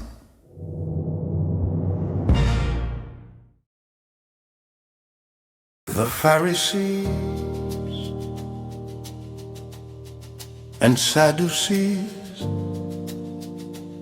came to Yahusha and tested him by asking him to show them a sign from heaven. He replied, when evening comes, you say, it will be fair weather, for the sky is red. And in the morning, today it will be stormy, for the sky is red and overcast. You know how to interpret the appearance of the sky, but you cannot interpret the signs of the times. A wicked and adulterous generation looks for a sign, but none will be given it except the sign of Jonah. Then Yahusha sent the crowd away and went into the region of Caesarea Philippi. He asked his disciples, who do people say the Son of Man is? They replied, some say John the Baptizer, others say Elijah, and still others Jeremiah or one of the prophets. But what about you? He asked, who do you say I am? Simon Peter answered, you are the Messiah, the Son of the living Yahweh. Yahusha replied, blessed are you, Simon, son of Jonah, for this was not revealed to you by man, but by my Father in heaven. And I tell you that you are Peter, and on this rock I will build my congregation, and the gates of Hades will not overcome it. I will give you the keys of the kingdom of heaven. Whatever you bind on earth will be bound in heaven, and whatever you loose on earth will be loosed in heaven. Then he warned the disciples not to tell anyone that he was the Messiah. From that time on, Yahusha began to explain to his disciples that he must go to Jerusalem and suffer many things at the hands of the elders, chief priests, and teachers of the law, and that he must be killed and on the 3rd day be raised to life. Peter took him aside and began to rebuke him. Never, Lord, he said, this shall never happen to you. Yahusha turned and said to Peter, get behind me, Satan, you are a stumbling block to me.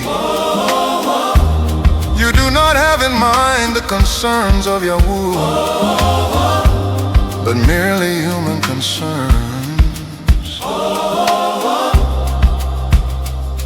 Then Yahusha said to his disciples,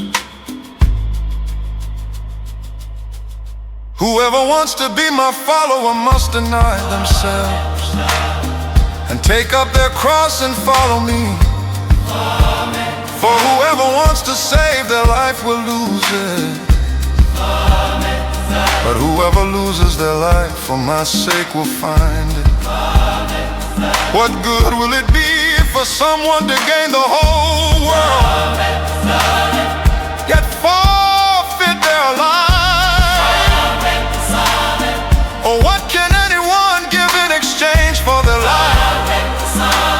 For the Son of Man is gonna come in his Father's glory with his angels, and then he will reward each person according to what they have done. Truly I tell you, some who are standing here will not taste death before they see the Son of Man coming in his kingdom.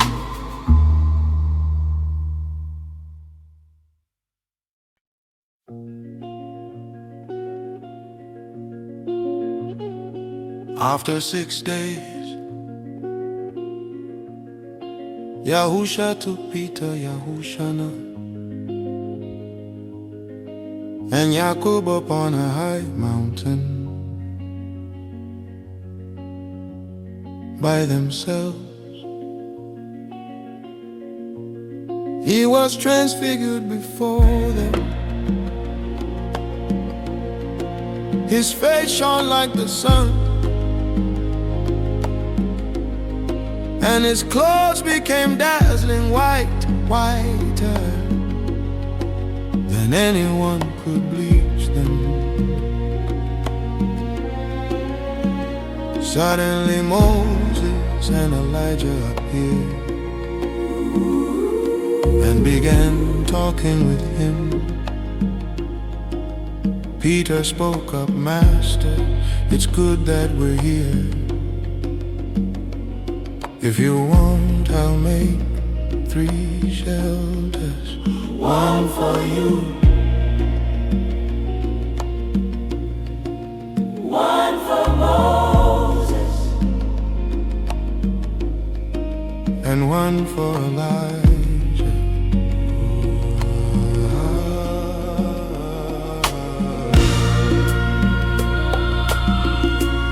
While he was still speaking, a bright cloud enveloped them,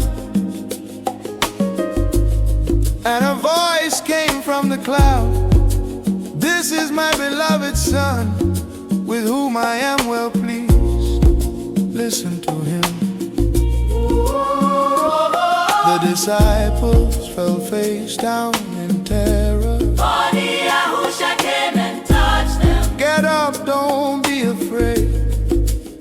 When they looked up, Moses and Elijah were gone, and only Yahusha was there. As they were coming down the mountain, Yahusha instructed them not to tell anyone what they had seen until the Son of Man had been raised from the dead.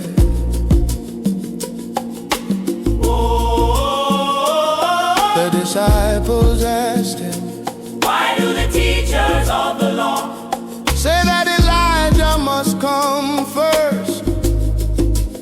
He replied, Elijah will indeed come and restore all things, but I tell you that Elijah has already come, and they did not recognize him? and they did to him Whatever they wished.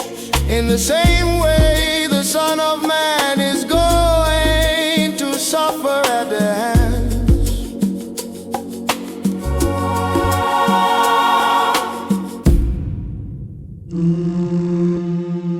Then the disciples understood that he was talking to them about Yohanan the Baptizer.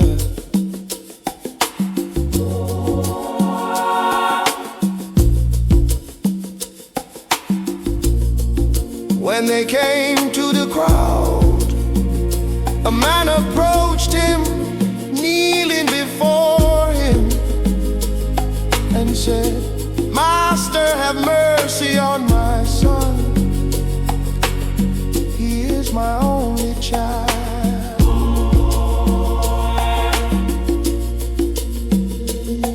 And the spirit seizes him and throws him into convulsions. He often falls into the fire or into the water. I brought him to your disciples, but they could not heal him. Yahusha answered, "You unbelieving and perverse generation, how long shall I be with you? How long shall I put up with you? Bring him here to me." Yahusha rebuked the spirit, and it came out of the boy, and he was healed from that moment. Then the disciples came to Yahusha privately and asked, "Why couldn't we drive it out?" He replied, "Because of your little faith, truly I tell you, if you have faith as small as a mustard seed, you can say to this mountain, move from here to there, and it will move. Nothing will be impossible for you." Later, when they were staying in Galilee, Yahusha said to them, "The Son of Man is about to be delivered into the hands of men, and they will kill him. And on the third day he will be raised." And they were deeply saddened.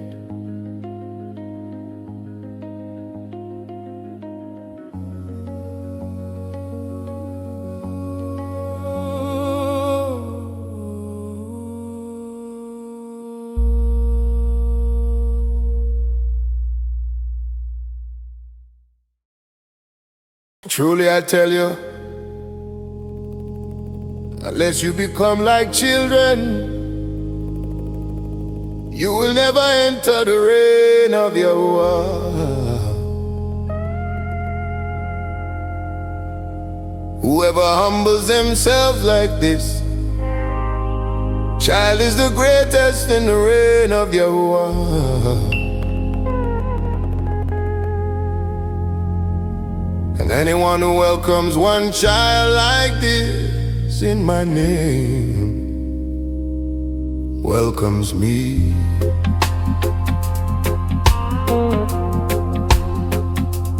If someone causes one of these little ones who trust in me to stumble,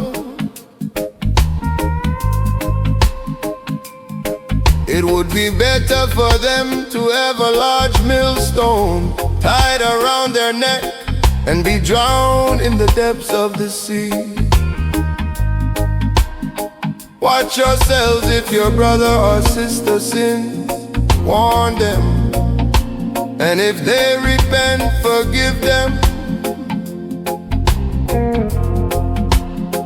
Even if they sin against you 7 times a day and come back saying they are sorry, you must forgive them.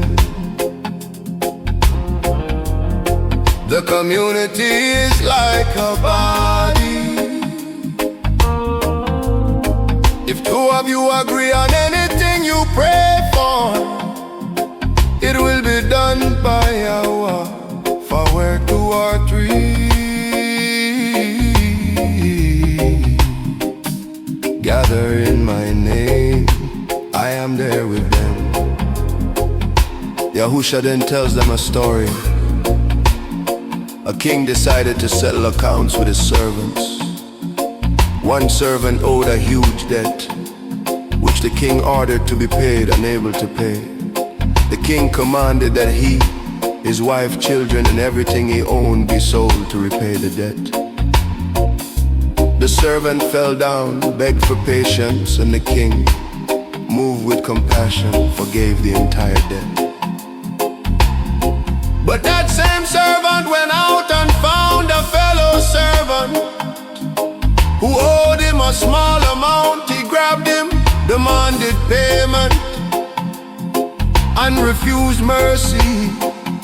His fellow servant begged for patience, but he would not relent and had him thrown into jail until the debt was paid. When the other servants saw this, they were deeply distressed and reported it to the king. The king called the first servant and said, "You wicked servant, I forgave your entire debt because you pleaded with me. Shouldn't you have had mercy on your fellow servant, just as I had mercy on you?" Then the king was angry and handed him over to be punished until he paid everything he owed. This is how my heavenly Father will treat each of you unless you forgive your brothers and sisters from your heart.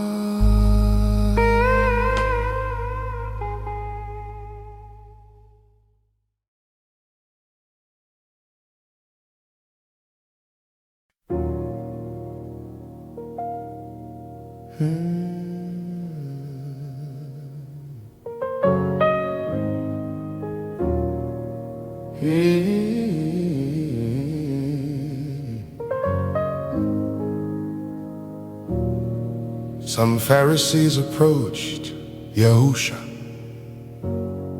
testing him, "Is it lawful for a man to divorce his wife for any reason?"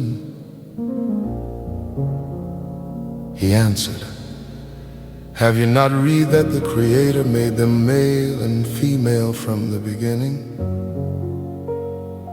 For this reason a man will leave his father and mother and unite with his wife, and the 2 will become one flesh.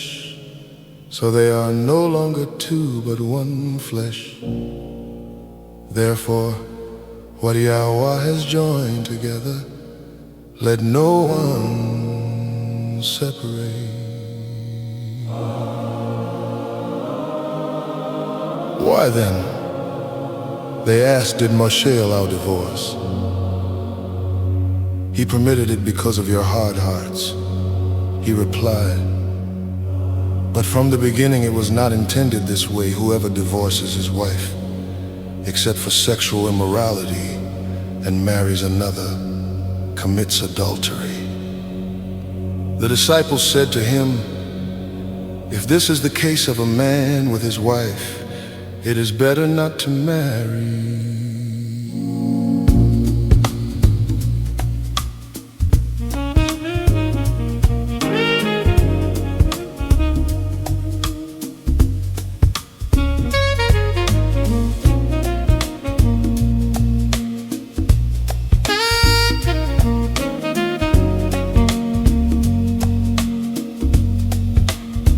He said to them,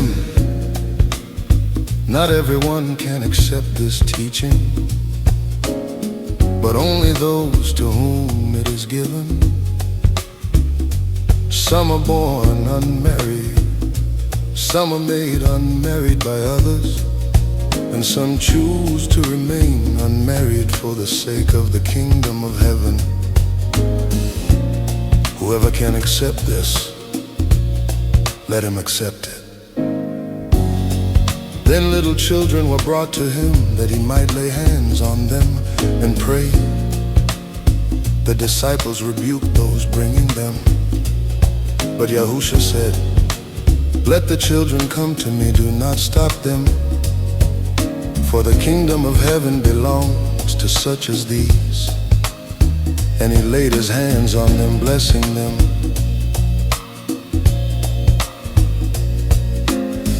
A rich young man came to him and asked, "Teacher, what good deed must I do to have eternal life?"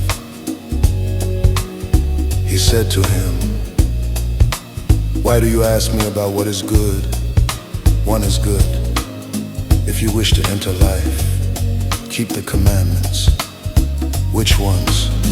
he asked. Yahusha answered, "Do not murder. Do not commit adultery, do not steal, do not bear false witness, honor your father and mother, and love your neighbor as yourself."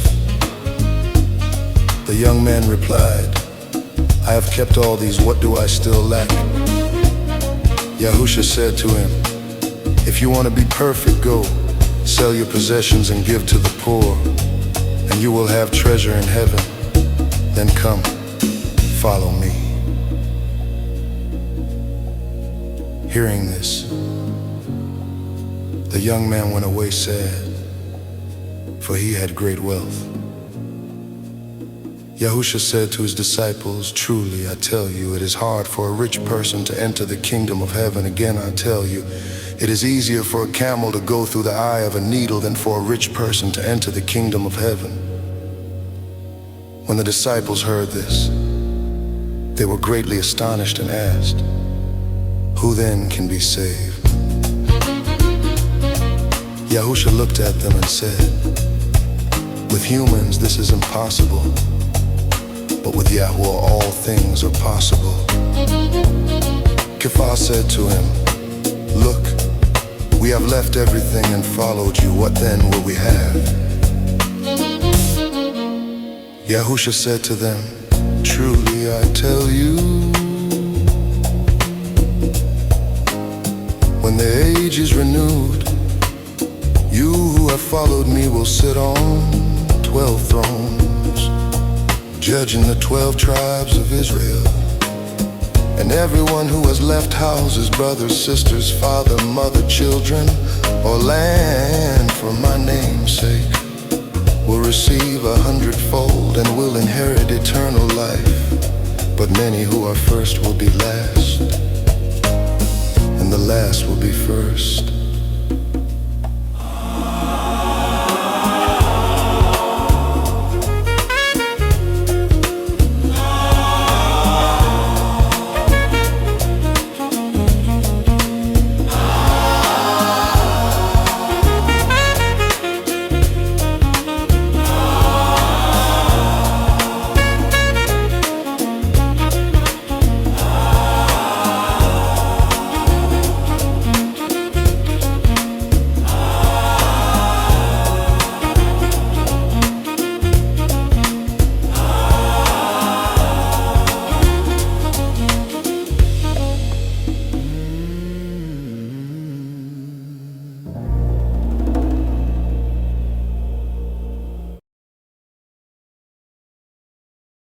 Yahusha told his disciples another story. The kingdom of Yahuwah is like a landowner who went out early in the morning to hire workers for his vineyard. He agreed to pay them a dinar for the day and sent them into his vineyard. About 9 in the morning, he went out and saw others stand around doing nothing. He told them, you also go into the vineyard, and I will pay you what is right. So they went. He went out again about noon, and about 3 in the afternoon, and did the same. About 5 in the evening, he went out and found still others standing around. He asked, why have you been standing here all day? Doing nothing. They answered, because no one has hired us. He said, you also go into the vineyard. When evening came, the owner of the vineyard said to his foreman, call the workers and pay them their wages, beginning with the last ones hired and ending with the first. Those who were hired about 5 in the evening received a denarii each. When those hired first came, they expected more, but each of them also received a denar. They took it but grumbled against the landowner, saying, these last worked only 1 hour, and you have made them equal to us, who bore the burden of the day and the scorching heat. He answered one of them, friend, I am not being unfair to you. Didn't you agree to work for a denar? Take what belongs to you and go.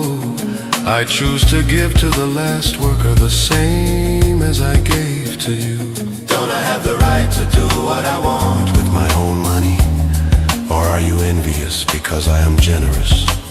So the last will be first, And the first will be last.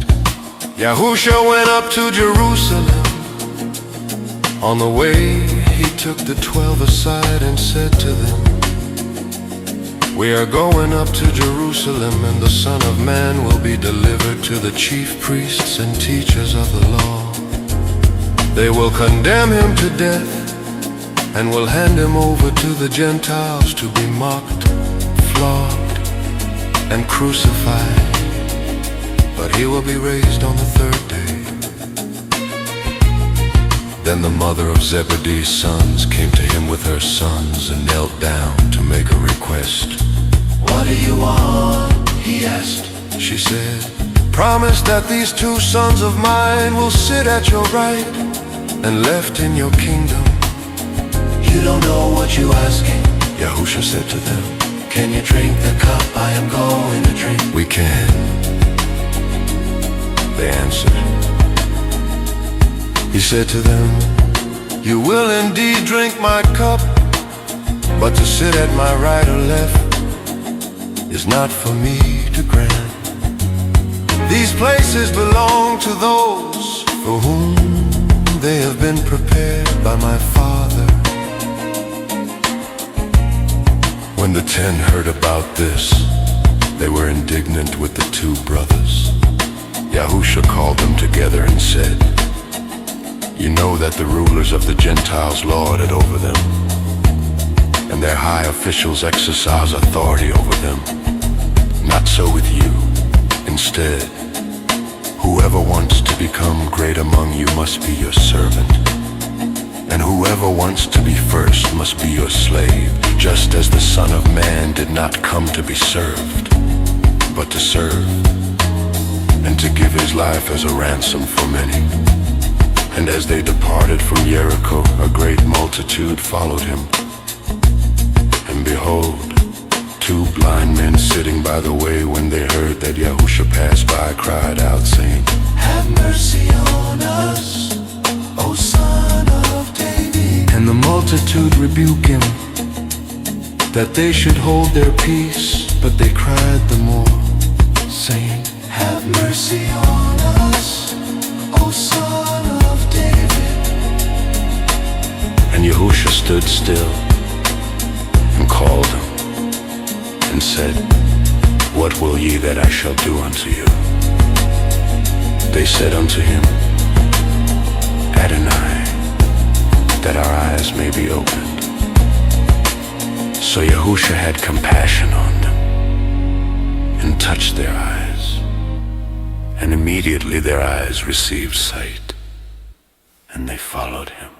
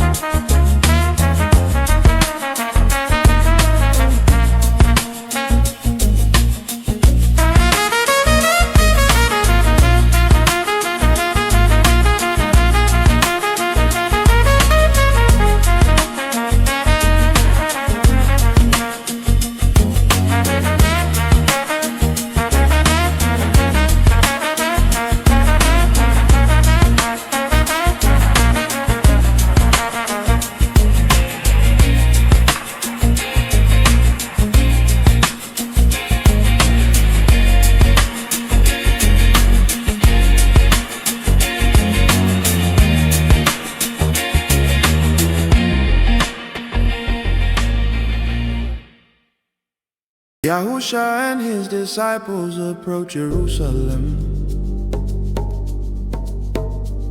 When they came to Bethphage at the Mount of Olives, he sent 2 disciples ahead with instructions. He told them they would find a young colt tied there, one no one had ever ridden. They were to untie it and bring it to him, and if anyone questioned them, they were to say that Yahuwah had need of it and would return it soon. The disciples went and did as he said. They placed their cloaks on the colt, and Yahusha sat upon it. Many people spread garments on the road, while others cut branches from the trees and laid them down. The crowds went before him and followed behind, shouting, "Hosanna to the Son of David. Blessed is the one who comes in the name of Yahuwah. Hosanna in the highest. Hosanna the highest. Hosanna in the highest." Oh, no, no, no, no, no, no, no, no, no, no, no, no, no, no, no, no, no, no, no. Hosanna, Hosanna in the sun. Hosanna in the highest. Hosanna, Hosanna in the sun. Yes. When he entered Jerusalem, the whole city was stirred, asking who he was. The crowds answered that he was the prophet from Nazareth in Galilee. Yahusha entered the temple and drove out all who were buying and selling. He overturned the tables of the money changers and the seats of those selling doves, declaring that the house was meant for prayer, but had been turned into a den of thieves. Blind and lame people came to him in the temple, and he healed them. The chief priests and scribes became angry when they saw the miracles and heard the children crying out, "Hosanna to the Son of David." But Yahusha told them that praise flows from the mouths of the young. Oh, he left the city and stayed in Bethany for the night. Early in the morning, returning to the city, he became hungry, seeing a fig tree by the road. He found no fruit on it and spoke judgment over it, and it withered. The disciples were astonished. And Yahusha told them that with faith even mountains could be moved, and whatever they asked in prayer, believing, would be granted.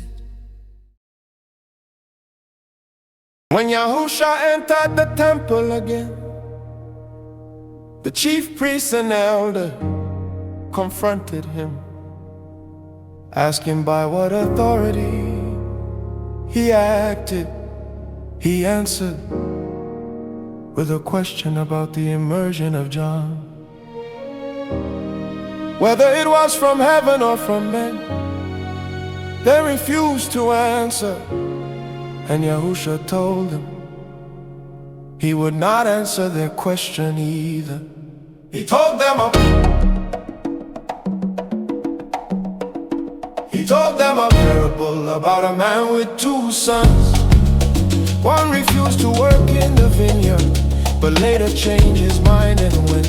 The other agreed to go, but never did. Yahusha asked which son did the father's will. They answered that it was the first. Yahusha told them that tax collectors and harlots were in the reign of Elohim ahead of them because they believed John, while the leaders refused both his message and repentance. He gave another parable about a landowner who planted a vineyard and leased it to farmers. When he sent servants to collect the fruit, the farmers beat, stoned, and killed them. He sent more servants, and the same happened last. He sent his son, but they killed him to seize the inheritance. Yahusha asked what the owner would do. They answered that he would destroy those wicked men and lease the vineyard to others who would produce its fruit. Yahusha said the stone rejected by the builders had become the cornerstone, and that the rain would be taken from them and given to a people who would bear fruit. The chief priests and Pharisees realized the parables were about them. They wanted to seize him, but feared the crowds, for the people regarded him as a prophet.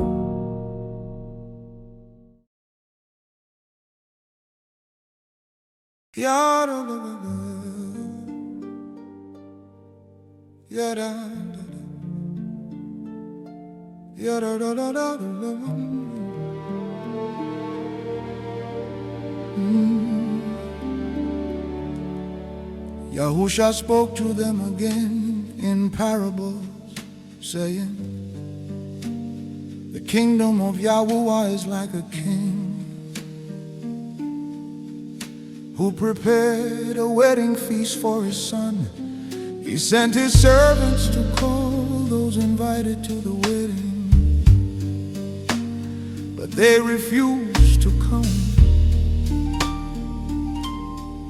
He sent more servants, saying, tell those invited I have prepared my feast.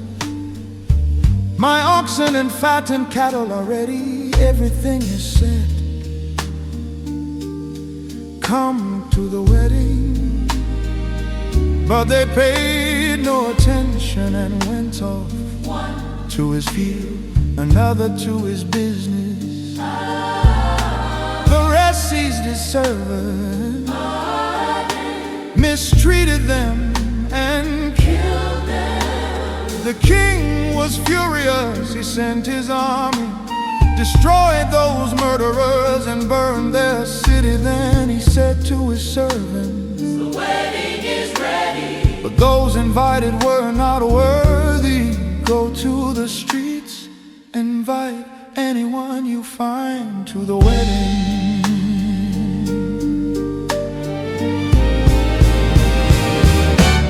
The servants went out and gathered all they could find, both bad and good, and the wedding hall was filled with guests. When the king saw a man there without a wedding garment, he asked, friend, how did you get in here without a wedding garment? The man was speechless. Then the king said to the attendant, bind him hand and foot and throw him outside into the darkness, where there will be weeping and gnashing of teeth. For many are invited, but few are chosen. The Pharisees gathered together and asked Yahusha, is it lawful to pay taxes to Caesar or not? He, knowing their malice, said, show me the coin used for the tax. They brought him a denarius, he said, whose image is this?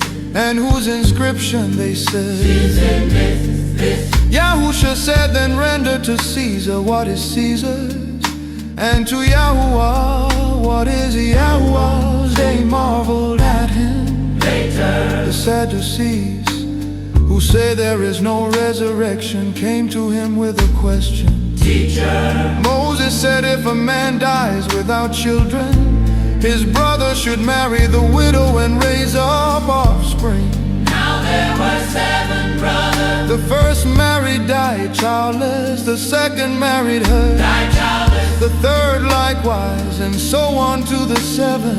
After them all, the woman died. In the resurrection, whose wife will she be? For all 7 had married her. Yahusha answered, you are mistaken, not knowing the scriptures or the power of Yahuwah. For in the resurrection, they neither marry nor are given in marriage, but are like angels in heaven. And as for the resurrection of the dead, have you not read what was spoken by Yahuwah? I am the Elohim of Abraham, the Elohim of Isaac, and the Elohim of Jacob. He is not Elohim of the dead, but of the living. When the crowds heard this, they were astonished. Some Pharisees came forward and tried to trap him, asking, Teacher, which commandment in the Torah is the greatest? Yahusha said, love Yahuwah your Elohim with all your heart, soul, and mind. This is the first and greatest commandment, and the second is like it. Love your neighbor as yourself. On these 2 commandments hang all the Torah and the prophets.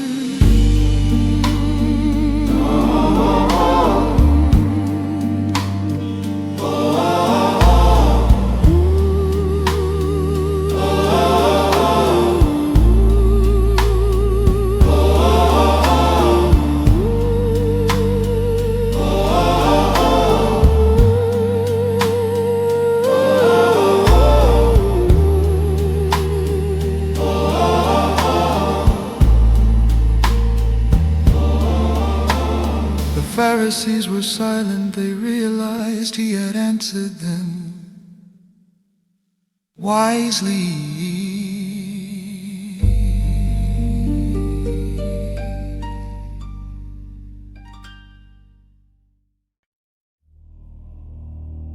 Then Yahusha spoke to the crowds and to his disciples. Beware of the teachers of the law and the Pharisees. They like to walk around in long robes and be greeted with respect in the marketplaces. They love the place of honor at banquets and the most important seats in the synagogues. They devour widows' houses and for a show make long prayers. These men will receive greater condemnation.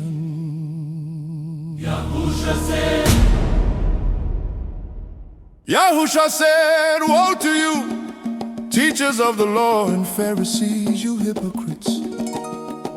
You shut the kingdom of Yahuwah in people's faces. You yourselves do not enter, and you prevent others from entering. Woe to you, teachers of the law and Pharisees, you hypocrites! You travel over land and sea to win a single convert, and when you succeed, you make them twice as much a child of hell as yourselves. Woe to you! Blind guide, you say if anyone swears by the temple, it means nothing. But if anyone swears by the gold of the temple, they are bound by it. You blind fools, which is greater, the gold or the temple that makes the gold sacred? Woe to you, teachers of the law and Pharisees, you hypocrites! You give a tenth of your spices, mint, dill, and cumin, but you have neglected the more important matters of the law: justice, mercy, and faithfulness. You should have practiced the latter without neglecting the former. You blind guides, you strain out a gnat, but swallow a camel. Woe to you, teachers of the law and Pharisees, you hypocrites! You clean the outside of the cup and dish, but inside they are full of greed and self-indulgence. You blind Pharisee, first clean the inside of the cup, then the outside also will be clean. Woe to you, teachers of the law and Pharisees, you hypocrites! You are like whitewashed tombs which look beautiful on the outside, but on the inside are full of the bones of the dead and everything unclean. In the same way, on the outside you appear to people as righteous, but on the inside you are full of hypocrisy and wickedness. Woe to you, teachers of the law and Pharisees, you hypocrites! You build tombs for the prophets and decorate the monuments of the righteous, saying if we had lived in the days of our ancestors, we would not have taken part with them in shedding the blood of the prophets. So you testify against yourselves that you are the descendants of those who murdered the prophets. Fill up then the measure of the sin of your ancestors. You snakes, you brood of vipers, how will you escape being condemned to hell? Therefore I am sending you prophets and sages and teachers. Some of them you will kill and crucify, others you will flog in your synagogues and pursue from town to town. And so upon you will come all the righteous blood shed on earth, from the blood of righteous Abel to the blood of Zechariah son of Betrayal, whom you murdered between the temple and the altar. Truly I tell you, all this will come upon this generation. Jerusalem, Jerusalem! You who kill the prophets and stone those sent to you, how often I have longed to gather your children together, as a hen gathers her chicks under her wings, and you were not willing. Look, your house is left to you desolate.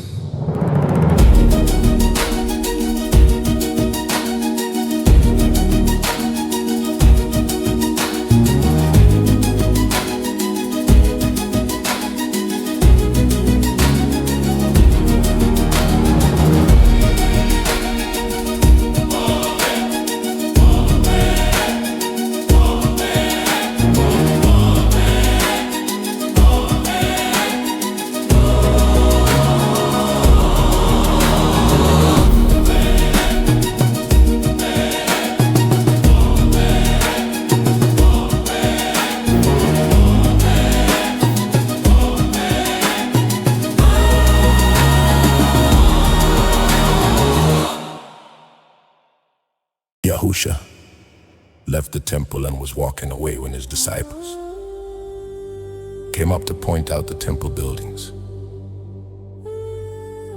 Do you see all these things? He asked, truly I tell you, not one stone here will be left on another. Every one will be thrown down. As he sat on the Mount of Olives, the disciples came to him privately. Tell us, they said, when will this happen? And what will be the sign of your coming and of the end of the age? Yahusha answered, Watch out that no one deceives you, for many will come in my name, claiming I am the Messiah, and will deceive many. You will hear of wars and rumors of wars, but see to it that you are not alarmed. Such things must happen, but the end is still to come. Nation will rise against nation and kingdom against kingdom. There will be famines and earthquakes in various places. All these are the beginning of birth pains. Then you will be handed over to be persecuted and put to death, and you will be hated by all nations because of me. At that time, many will turn away from the faith and will betray and hate each other. Many false prophets will appear and deceive many people. Because of the increase of wickedness, the love of most grow cold, but the one who stands firm to the end will be saved. And this gospel of the kingdom will be preached in the whole world as a testimony to all nations. And then the end will come. So when you see standing in the holy place the abomination that causes desolation, spoken of through the prophet Daniel, let the reader understand. Then let those who are in Judea flee to the mountains. Let no one on the roof of their house go down to take anything out of the house. Let no one in the field go back to get their cloak. How dreadful it will be in those days for pregnant women and nursing mothers. Pray that your flight will not take place in winter or on the Sabbath, for then there will be great distress unequaled from the beginning of the world until now, and never to be equaled again. If those days had not been cut short, no one would survive, but for the sake of the chosen those days will be shortened. At that time, if anyone says to you, Look, here is the Messiah, or there he is, do not believe it. For false messiahs and false prophets will appear and perform great signs and wonders to deceive, if possible, even the elect. So be on your guard. I have told you everything ahead of time. Therefore, if anyone tells you, Look, he is in the wilderness, do not go there. Or look, he is in the inner rooms, do not believe it. For as lightning that comes from the east is visible even in the west, so will be the coming of the Son of Man. Wherever there is a carcass, there the vultures will gather. Immediately after the distress of those days, the sun will be darkened, and the moon will not give its light, the stars will fall from the sky, and the heavenly bodies will be shaken. Then will appear the sign of the Son of Man in heaven. And then all the peoples of the earth will mourn when they see the Son of Man coming on the clouds of heaven, with power and great glory. He will send his angels with a loud trumpet call, and they will gather his elect from the four winds, from one end of the heavens to the other. Now learn this lesson from the fig tree. As soon as its twigs get tender and its leaves come out, you know that summer is near. Even so, when you see all these things, you know that it is near, right at the door. Truly I tell you, this generation will certainly not pass away until all these things have happened. Heaven and earth will pass away, but my words will never pass away. But about that day or hour no one knows, not even the angels in heaven, nor the Son, but only the Father. Be alert, be on guard, you do not know when that time will come. It's like a man going away. He leaves his house and puts his servants in charge, each with their assigned task, and tells the one at the door to keep watch. Therefore keep watch, because you do not know the day or the hour. But understand this, if the owner of the house had known at what time of night the thief was coming, he would have kept watch and would not have let his house be broken into. So you also be ready, because the Son of Man will come at an hour when you do not expect him.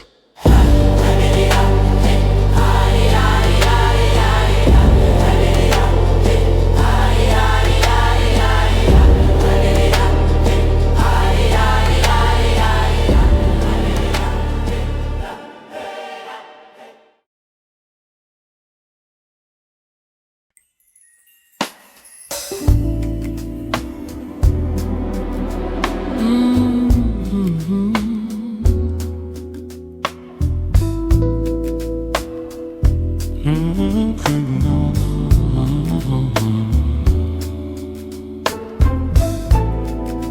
the kingdom of heaven will be like 10 virgins who took their lamps and went out to meet the bridegroom. 5 of them were foolish and 5 were wise. The foolish ones took their lamps, but did not take any oil with them. The wise ones, however, took oil in jars along with their lamps. The bridegroom was a long time in coming, and they all became drowsy and fell asleep. At midnight the cry rang out, "Here's the bridegroom, come out to meet him."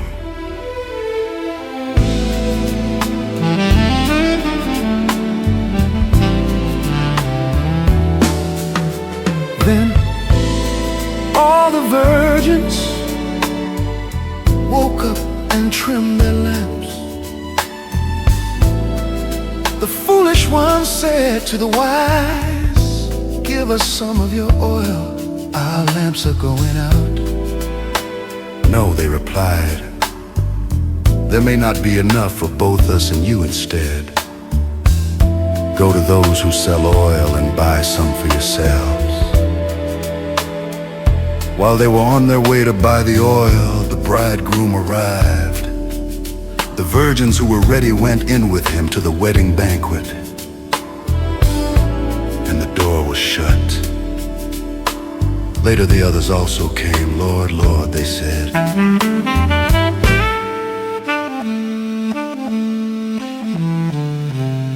"open the door for us." But he replied, "Truly I tell you, I don't know you."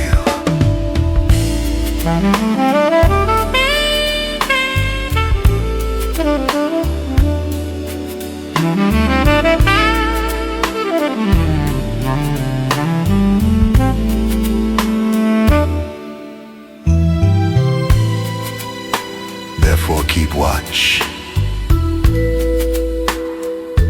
because you do not know the day or the hour.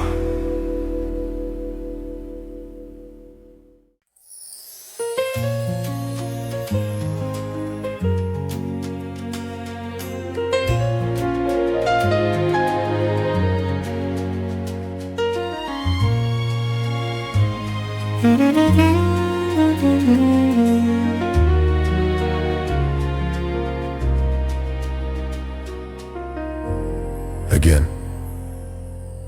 the kingdom of heaven would be like a man going on a journey, who called his servants and entrusted his wealth to them. To one he gave 5 talents, to another 2, to another 1, each according to his ability. Then he went on his journey. The man who had received 5 talents went at once and put his money to work and gained 5 more. So also, the one with 2 talents gained 2 more. But the man who had received 1 talent went off, dug a hole in the ground and hid his master's money. After a long time, the master of those servants returned and settled accounts with them. The man who had received 5 talents brought the other 5. "Master," he said, "you entrusted me with 5 talents. See, I have gained 5 more." His master replied, "Well done, good and faithful servant. You have been faithful with a few things. I will put you in charge of many things. Come and share your master's happiness." The man with 2 talents also came. "Master," he said, "you entrusted me with 2 talents. See, I have gained 2 more." His master replied, "Well done, good and faithful servant. You have been faithful with a few things. I will put you in charge of many things. Come and share your master's happiness." Then the man who had received 1 talent came. "Master," he said, "I knew that you are a hard man, harvesting where you have not sown and gathering where you have not scattered seed. So I was afraid and went out and hid your talent in the ground. See, here is what belongs to you." His master replied, "You wicked, lazy servant. "So you knew that I harvest where I have not sown and gather where I have not scattered seed. Well then, you should have put my money on deposit with the bankers, so that when I returned I would have received it back with interest. Take the talent from him and give it to the one who has 10 talents. For whoever has will be given more, and they will have an abundance. Whoever does not have, even what they have will be taken from them. And throw that worthless servant outside into the darkness, where there will be weeping and gnashing of teeth." When the Son of Man comes in his glory, and all the angels with him, he will sit on his glorious throne. All the nations will be gathered before him, and he will separate the people one from another, as a shepherd separates the sheep from the goats. He will put the sheep on his right and the goats on his left. Then the king will say to those on his right, "Come, you who are blessed by my Father. Take your inheritance, the kingdom prepared for you since the creation of the world. For I was hungry and you gave me something to eat. I was thirsty and you gave me something to drink. I was a stranger and you invited me in. I needed clothes and you clothed me. I was sick and you looked after me. I was in prison and you came to visit me." Then the righteous will answer him, "Lord, when did we see you hungry and feed you, or thirsty and give you something to drink? When did we see you a stranger and invite you in, or needing clothes and clothe you? When did we see you sick or in prison and go to visit you?" The king will reply, "Truly I tell you, whatever you did for one of the least of these brothers and sisters of mine, you did for me." Then he will say to those on his left, "Depart from me, you who are cursed, into the eternal fire prepared for the devil and his angels. For I was hungry and you gave me nothing to eat. I was thirsty and you gave me nothing to drink. I was a stranger and you did not invite me in. I needed clothes and you did not clothe me. I was sick and in prison and you did not look after me."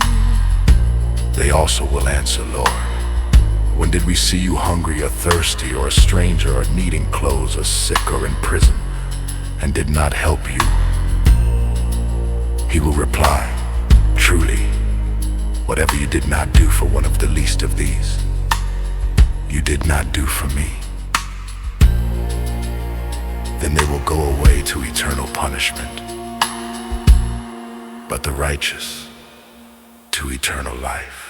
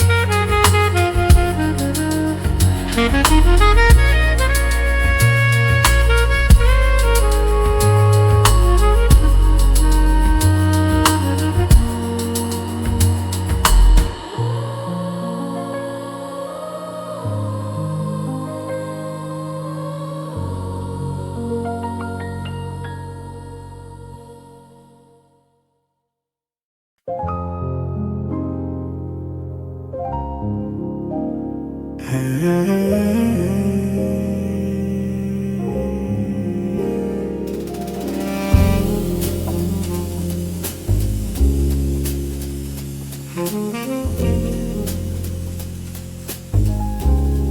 Yahusha had finished all these teachings, he said to his disciples, "You know that the Passover is 2 days away, and the Son of Man will be handed over to be crucified." Then the chief priests and the elders of the people gathered in the palace of the high priest, who was called Caiaphas, and plotted to arrest Yahusha by stealth and kill him. But they said, "Not during the festival, or the people may riot." While Yahusha was in Bethany at the home of Simon the leper, a woman came to him with an alabaster jar of very expensive perfume and poured it on his head as he was reclining at the table. The disciples were indignant. "Why this waste?" they asked. "This perfume could have been sold at a high price, and the money given to the poor." But Yahusha, aware of this, said, "Why are you bothering her? She has done a beautiful thing for me.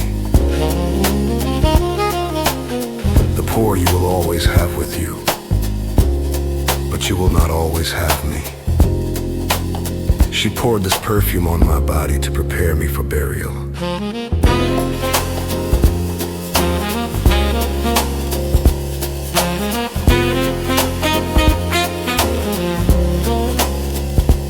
Truly I tell you, wherever this gospel is preached throughout the world, what she has done will also be told in memory of her. Then one of the 12, who was called Judas Iscariot, went to the chief priests and asked, "What are you willing to give me if I deliver him over to you?" So they counted out for him 30 pieces of silver from then on. He looked for an opportunity to betray him.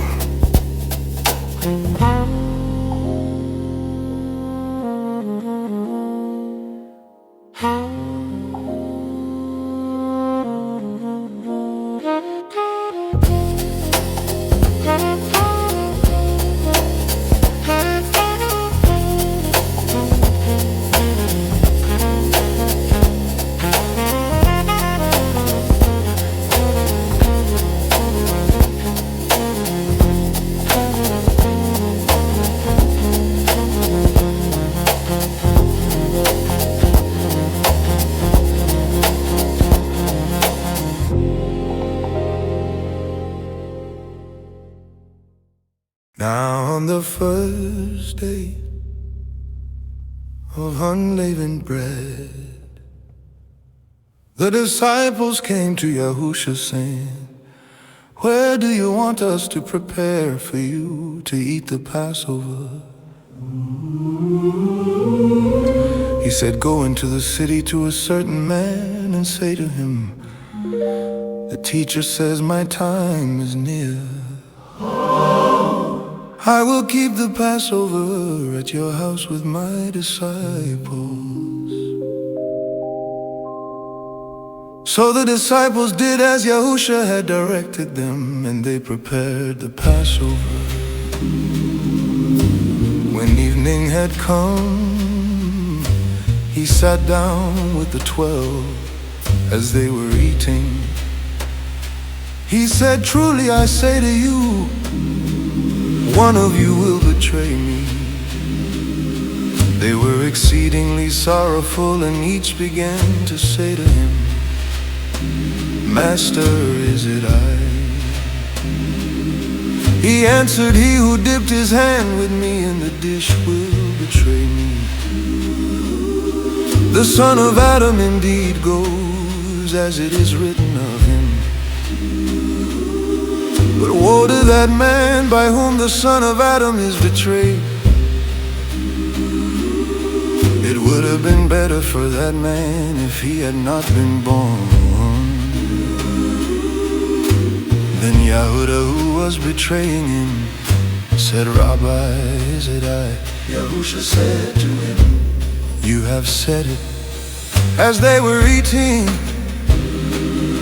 Yahusha took bread, blessed and broke it, and gave it to the disciples and said, take, eat, this is my body. Then he took the cup and gave thanks and gave it to them, saying, drink from it, all of you, for this is my blood of the renewed covenant, which is poured out for many for the forgiveness of sins. But I say to you, I will not drink of this fruit of the vine from now until that day when I drink it new with you in the kingdom of the Father. of my Father. When they had sung a hymn, they went out to the Mount of Olives. Then Yahusha said to them, all of you will fall away because of me this night, for it is written, I will strike the shepherd, and the sheep of the flock will be scattered. But after I am raised up, I will go before you to Galilee. Kepha answered, Even if all fall away because of you, I will never fall away. Yahusha said to him, truly I say to you, this very night before the rooster crows, you will deny me 3 times. Kepha said to him, even if I must die with you, I will not deny you. And all the disciples said the same.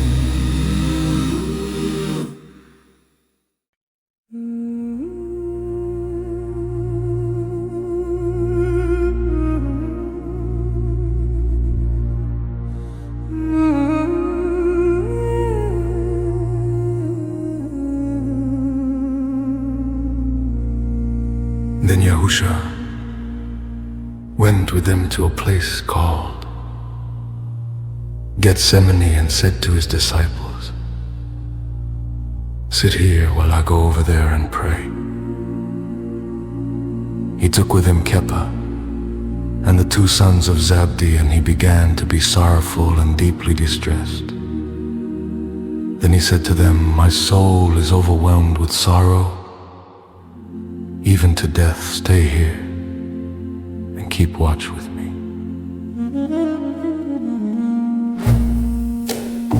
He went a little farther, fell on his face and prayed, saying, my Father, if it is possible, let this cup pass from me. Yet not as I will, but as you will. He came to the disciples and found them sleeping and said to Kepha, could you not watch with me 1 hour? Watch and pray so that you do not enter into temptation. The spirit indeed is willing, but the flesh is weak. Again, a second time he went away and prayed, saying, my Father, if this cup cannot pass unless I drink it, your will be done. He came again and found them sleeping, for their eyes were heavy. So he left them, went away again, and prayed the 3rd time, saying the same words. Then he came to his disciples and said, are you still sleeping and resting? See, the hour is at hand, and the Son of Adam is betrayed into the hands of sinners. Rise, let us be going. See, my betrayer is at hand. While he was still speaking, Yehuda, one of the 12, arrived. and with him a large crowd with swords and clubs, sent by the chief priests and elders of the people. Now the betrayer had given them a sign, saying, "The one I kiss is the man." Seize him. Immediately he went up to Yahusha and said, "Greetings, Rabbi," and kissed him. Yahusha said to him, "Friend, do what you came to do." Then they came up, laid hands on Yahusha, and arrested him.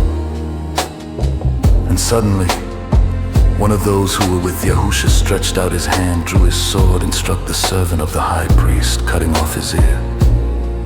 Then Yahusha said to him, "Put your sword back in its place. For all who take the sword will perish by the sword. Do you think that I cannot now appeal to my Father? And he will at once send me more than 12 legions of messengers. But how then would the scriptures be fulfilled that it must happen this way?" At that hour Yahusha said to the crowd, "Have you come out as against a robber with swords and clubs to capture me? Every day I sat in the temple teaching, and you did not seize me. But all this has taken place that the writings of the prophets might be fulfilled." Then all the disciples deserted him and fled. Those who had seized Yahusha led him to Caiaphas the high priest, where the scribes and elders had gathered. Kepha followed him at a distance, as far as the courtyard of the high priest, and went inside and sat with the guards to see the outcome. Now the chief priests and the whole council sought false testimony against Yahusha to put him to death, but they found none, though many false witnesses came forward. At last 2 came forward and said, "This man said, I am able to destroy the temple of Elohim and rebuild it in 3 days." The high priest stood up and said, "Have you no answer? What is it that these men testify against you?" But Yahusha remained silent. The high priest said to him, "I charge you under oath by the living Elohim. Tell us if you are the Messiah, the Son of Elohim." Yahusha said to him, "You have said it. Nevertheless, I tell you, from now on you will see the Son of Adam sitting at the right hand of power and coming on the clouds of heaven." Then the high priest tore his robes and said, "He has blasphemed. What further witnesses do we need? You have heard his blasphemy. What is your judgment?" They answered, "He deserves death." Then they spat in his face and struck him, while others slapped him, saying, "Prophesy to us, Messiah, who hid you?" Now Kepha was sitting outside in the courtyard, and a servant girl came to him and said, "You also were with Yahusha of Galilee." But he denied it before them all, saying, "I do not know what you mean." When he went out to the gateway, another girl saw him and said to those there, "This man was with Yahusha of Nazareth." Again he denied it with an oath, "I do not know the man." After a little while, those standing there went up to Kepha and said, "Surely you also are one of them, for your speech gives you away." Then he began to curse and swear, "I do not know the man." Immediately a rooster crowed. Kepha remembered the words Yahusha had spoken. "Before the rooster crows, you will deny me 3 times." And he went out and wept bitterly.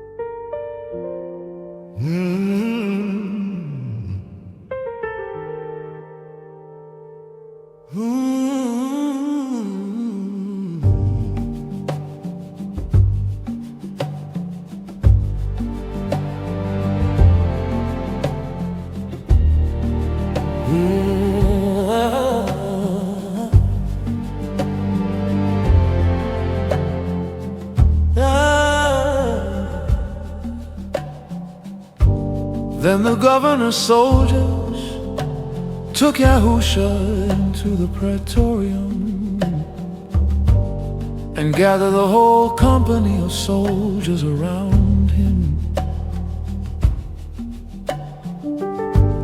They stripped him and put a scarlet robe on him, twisted together a crown of thorns, and set it on his head, and placed a staff in his right hand. Then they knelt in front of him and mocked him, saying, "Hail, King of the Jews!" Yeah.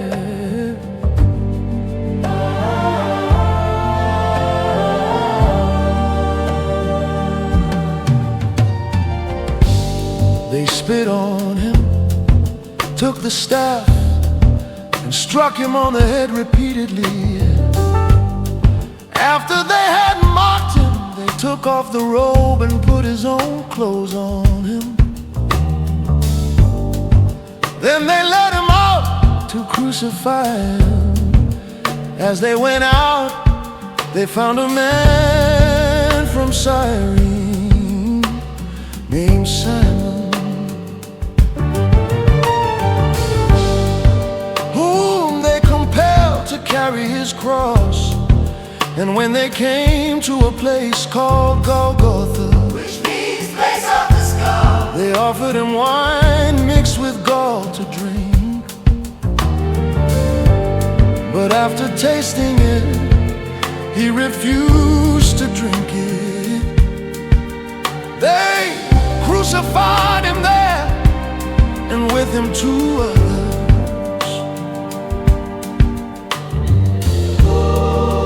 one on either side and Yahusha in the middle. The inscription of the charge against him read, "This is Yahusha, King of the Jews."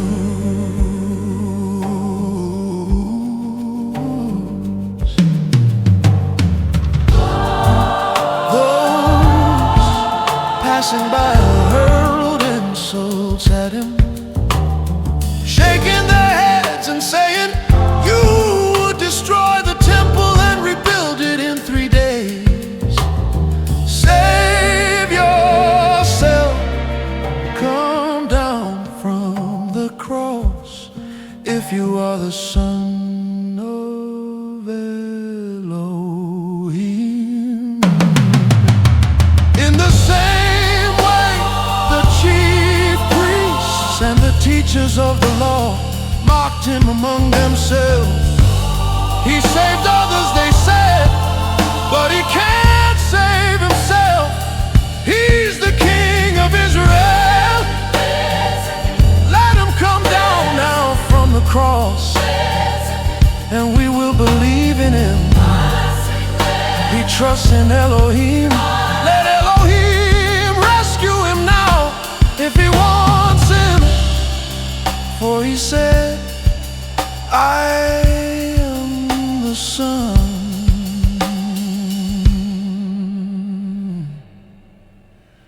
of Elohim."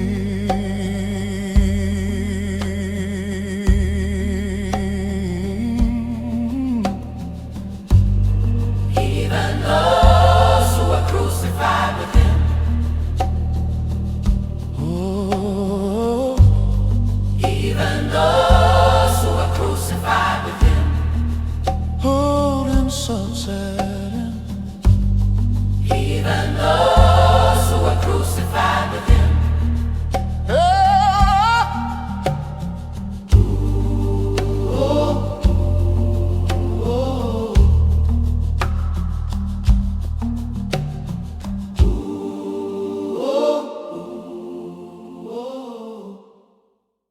From noon until 3 in the afternoon, darkness came over all the land. About 3 o'clock, Yahusha cried out with a loud voice, "Ilaheda, lama azaftani," which means, my Elohim, my Elohim, My Elohim. why have you forsaken me? Some of the bystanders hearing this said he's calling Elijah. Immediately one of them ran, took a sponge, filled it with sour wine, put it on a stick, and gave it to him to drink. The rest said, wait, let's see if Elijah comes to save him. Yahusha cried out again with a loud voice and gave up his spirit. At that moment, the veil of the temple was torn in two from top to bottom. The earth shook, the rocks split, and the tombs broke open. The bodies of many holy people who had died were raised to life. After his resurrection, they came out of the tombs and went into the holy city and appeared to many people. When the centurion and those with him, who were guarding Yahusha, saw the earthquake and all that had happened, they were terrified and exclaimed, surely he was the son of Elohim. Many women were there watching from a distance. They had followed Yahusha from Galilee to care for him, including Miriam Magdalene, Miriam the mother of James and Joseph, and the mother of the sons of Zebedee.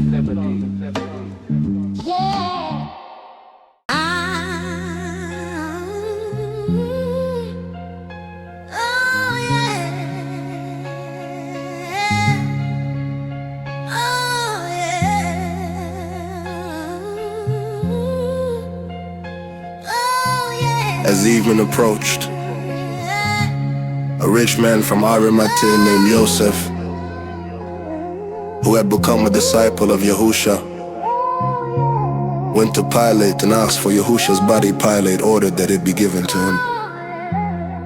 Joseph took the body, wrapped it in a clean linen cloth, and laid it in his own new tomb that had been cut out of rock. He rolled a great stone across the entrance of the tomb and went away. Miriam of Magdala and the other Miriam were sitting there opposite the tomb. The next day, the one after preparation day, the chief priests and Pharisees went to Pilate, sir. They said, we remember that while he was still alive, that deceiver said, after 3 days I will rise again. So give the order for the tomb to be made secure until the 3rd day, otherwise his disciples may come and steal the body and tell the people that he has been raised from the dead. This last deception will be worse than the first. Pilate said to them, you have a guard of soldiers, go. Make it as secure as you can. So they went and made the tomb secure by sealing the stone and setting a guard.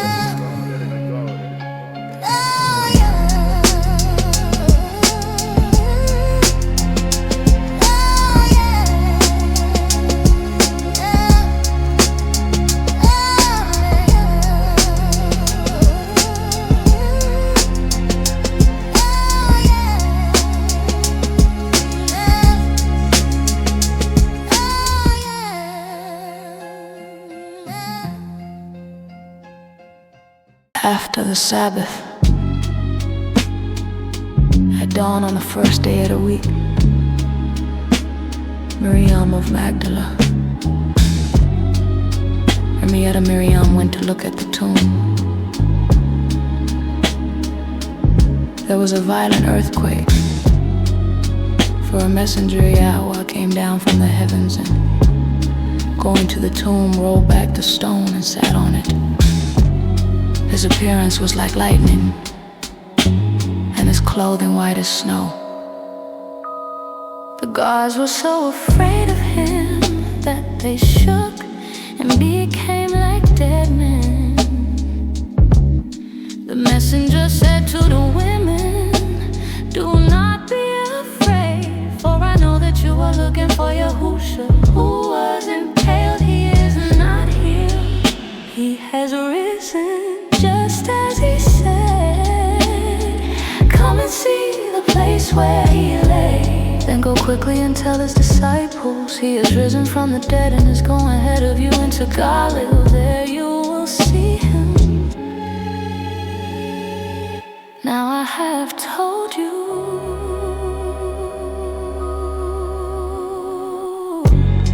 The women hurried away from the tomb, afraid yet filled with joy. ran to tell his disciples. Suddenly Yahusha met them shalom. He said they came to him, clasped his feet and worshipped him. Then Yahusha said to them, "Do not be afraid. Go and tell my brothers to go to Galilee. There they will see me." While the women were away, some of the guards went into the city and reported to the chief priests everything that had happened. When the chief priests had met with the elders and devised a plan, they gave the soldiers a large sum of money, telling them, "You are to say, his disciples came during the night and stole him away while we were asleep. If this report gets to the governor, we will satisfy him and keep you out of trouble." So the soldiers took the money and did as they were instructed. And this story has been widely circulated among the Yahudim to this very day. Then the 11 disciples went to the mountain in Galilee where Yahusha had told them to go. When they saw him, they worshipped him, but some doubted. And Yahusha came to them and said, "All authority in heaven and on earth has been given to me. Go therefore and make disciples of all nations, immersing them in the name of the Father and of the Son and of the Ruach HaKodesh, teaching them to obey all that I have commanded you. And surely I am with you always, to the very end of the age."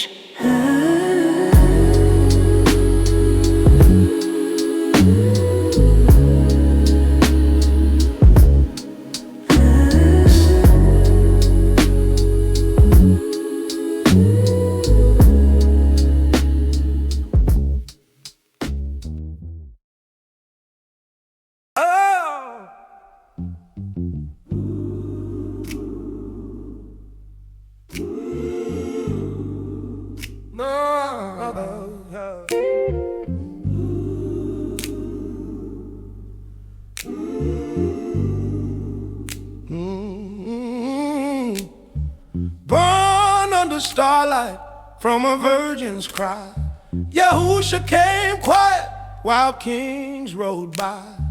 Dreams warned Joseph, Egypt called their name. Herod feared prophecy, but the Lamb still came. He's the promise, the fire, the Word made flesh.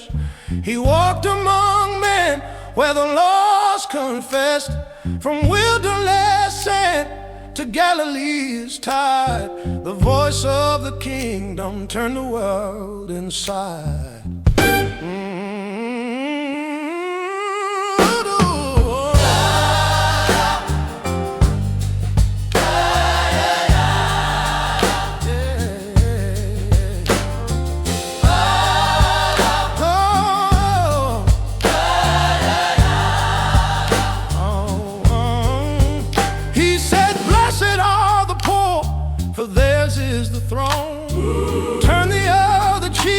Righteousness your own.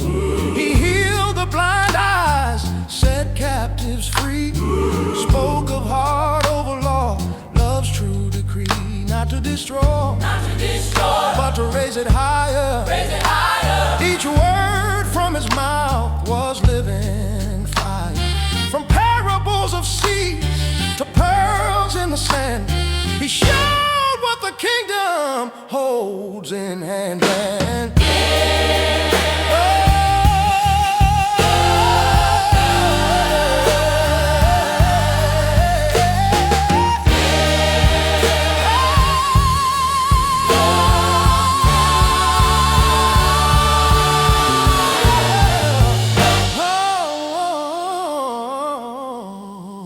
One kiss in the garden, silver in a bag.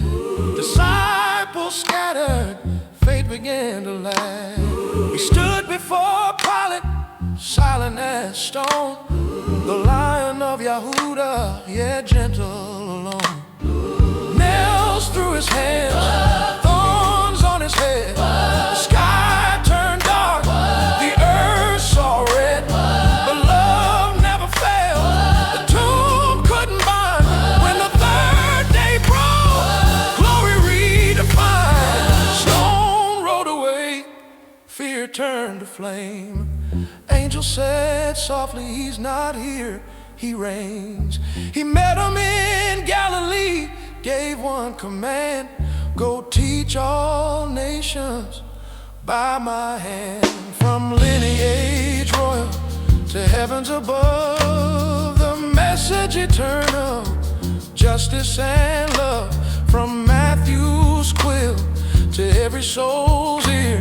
The King is alive.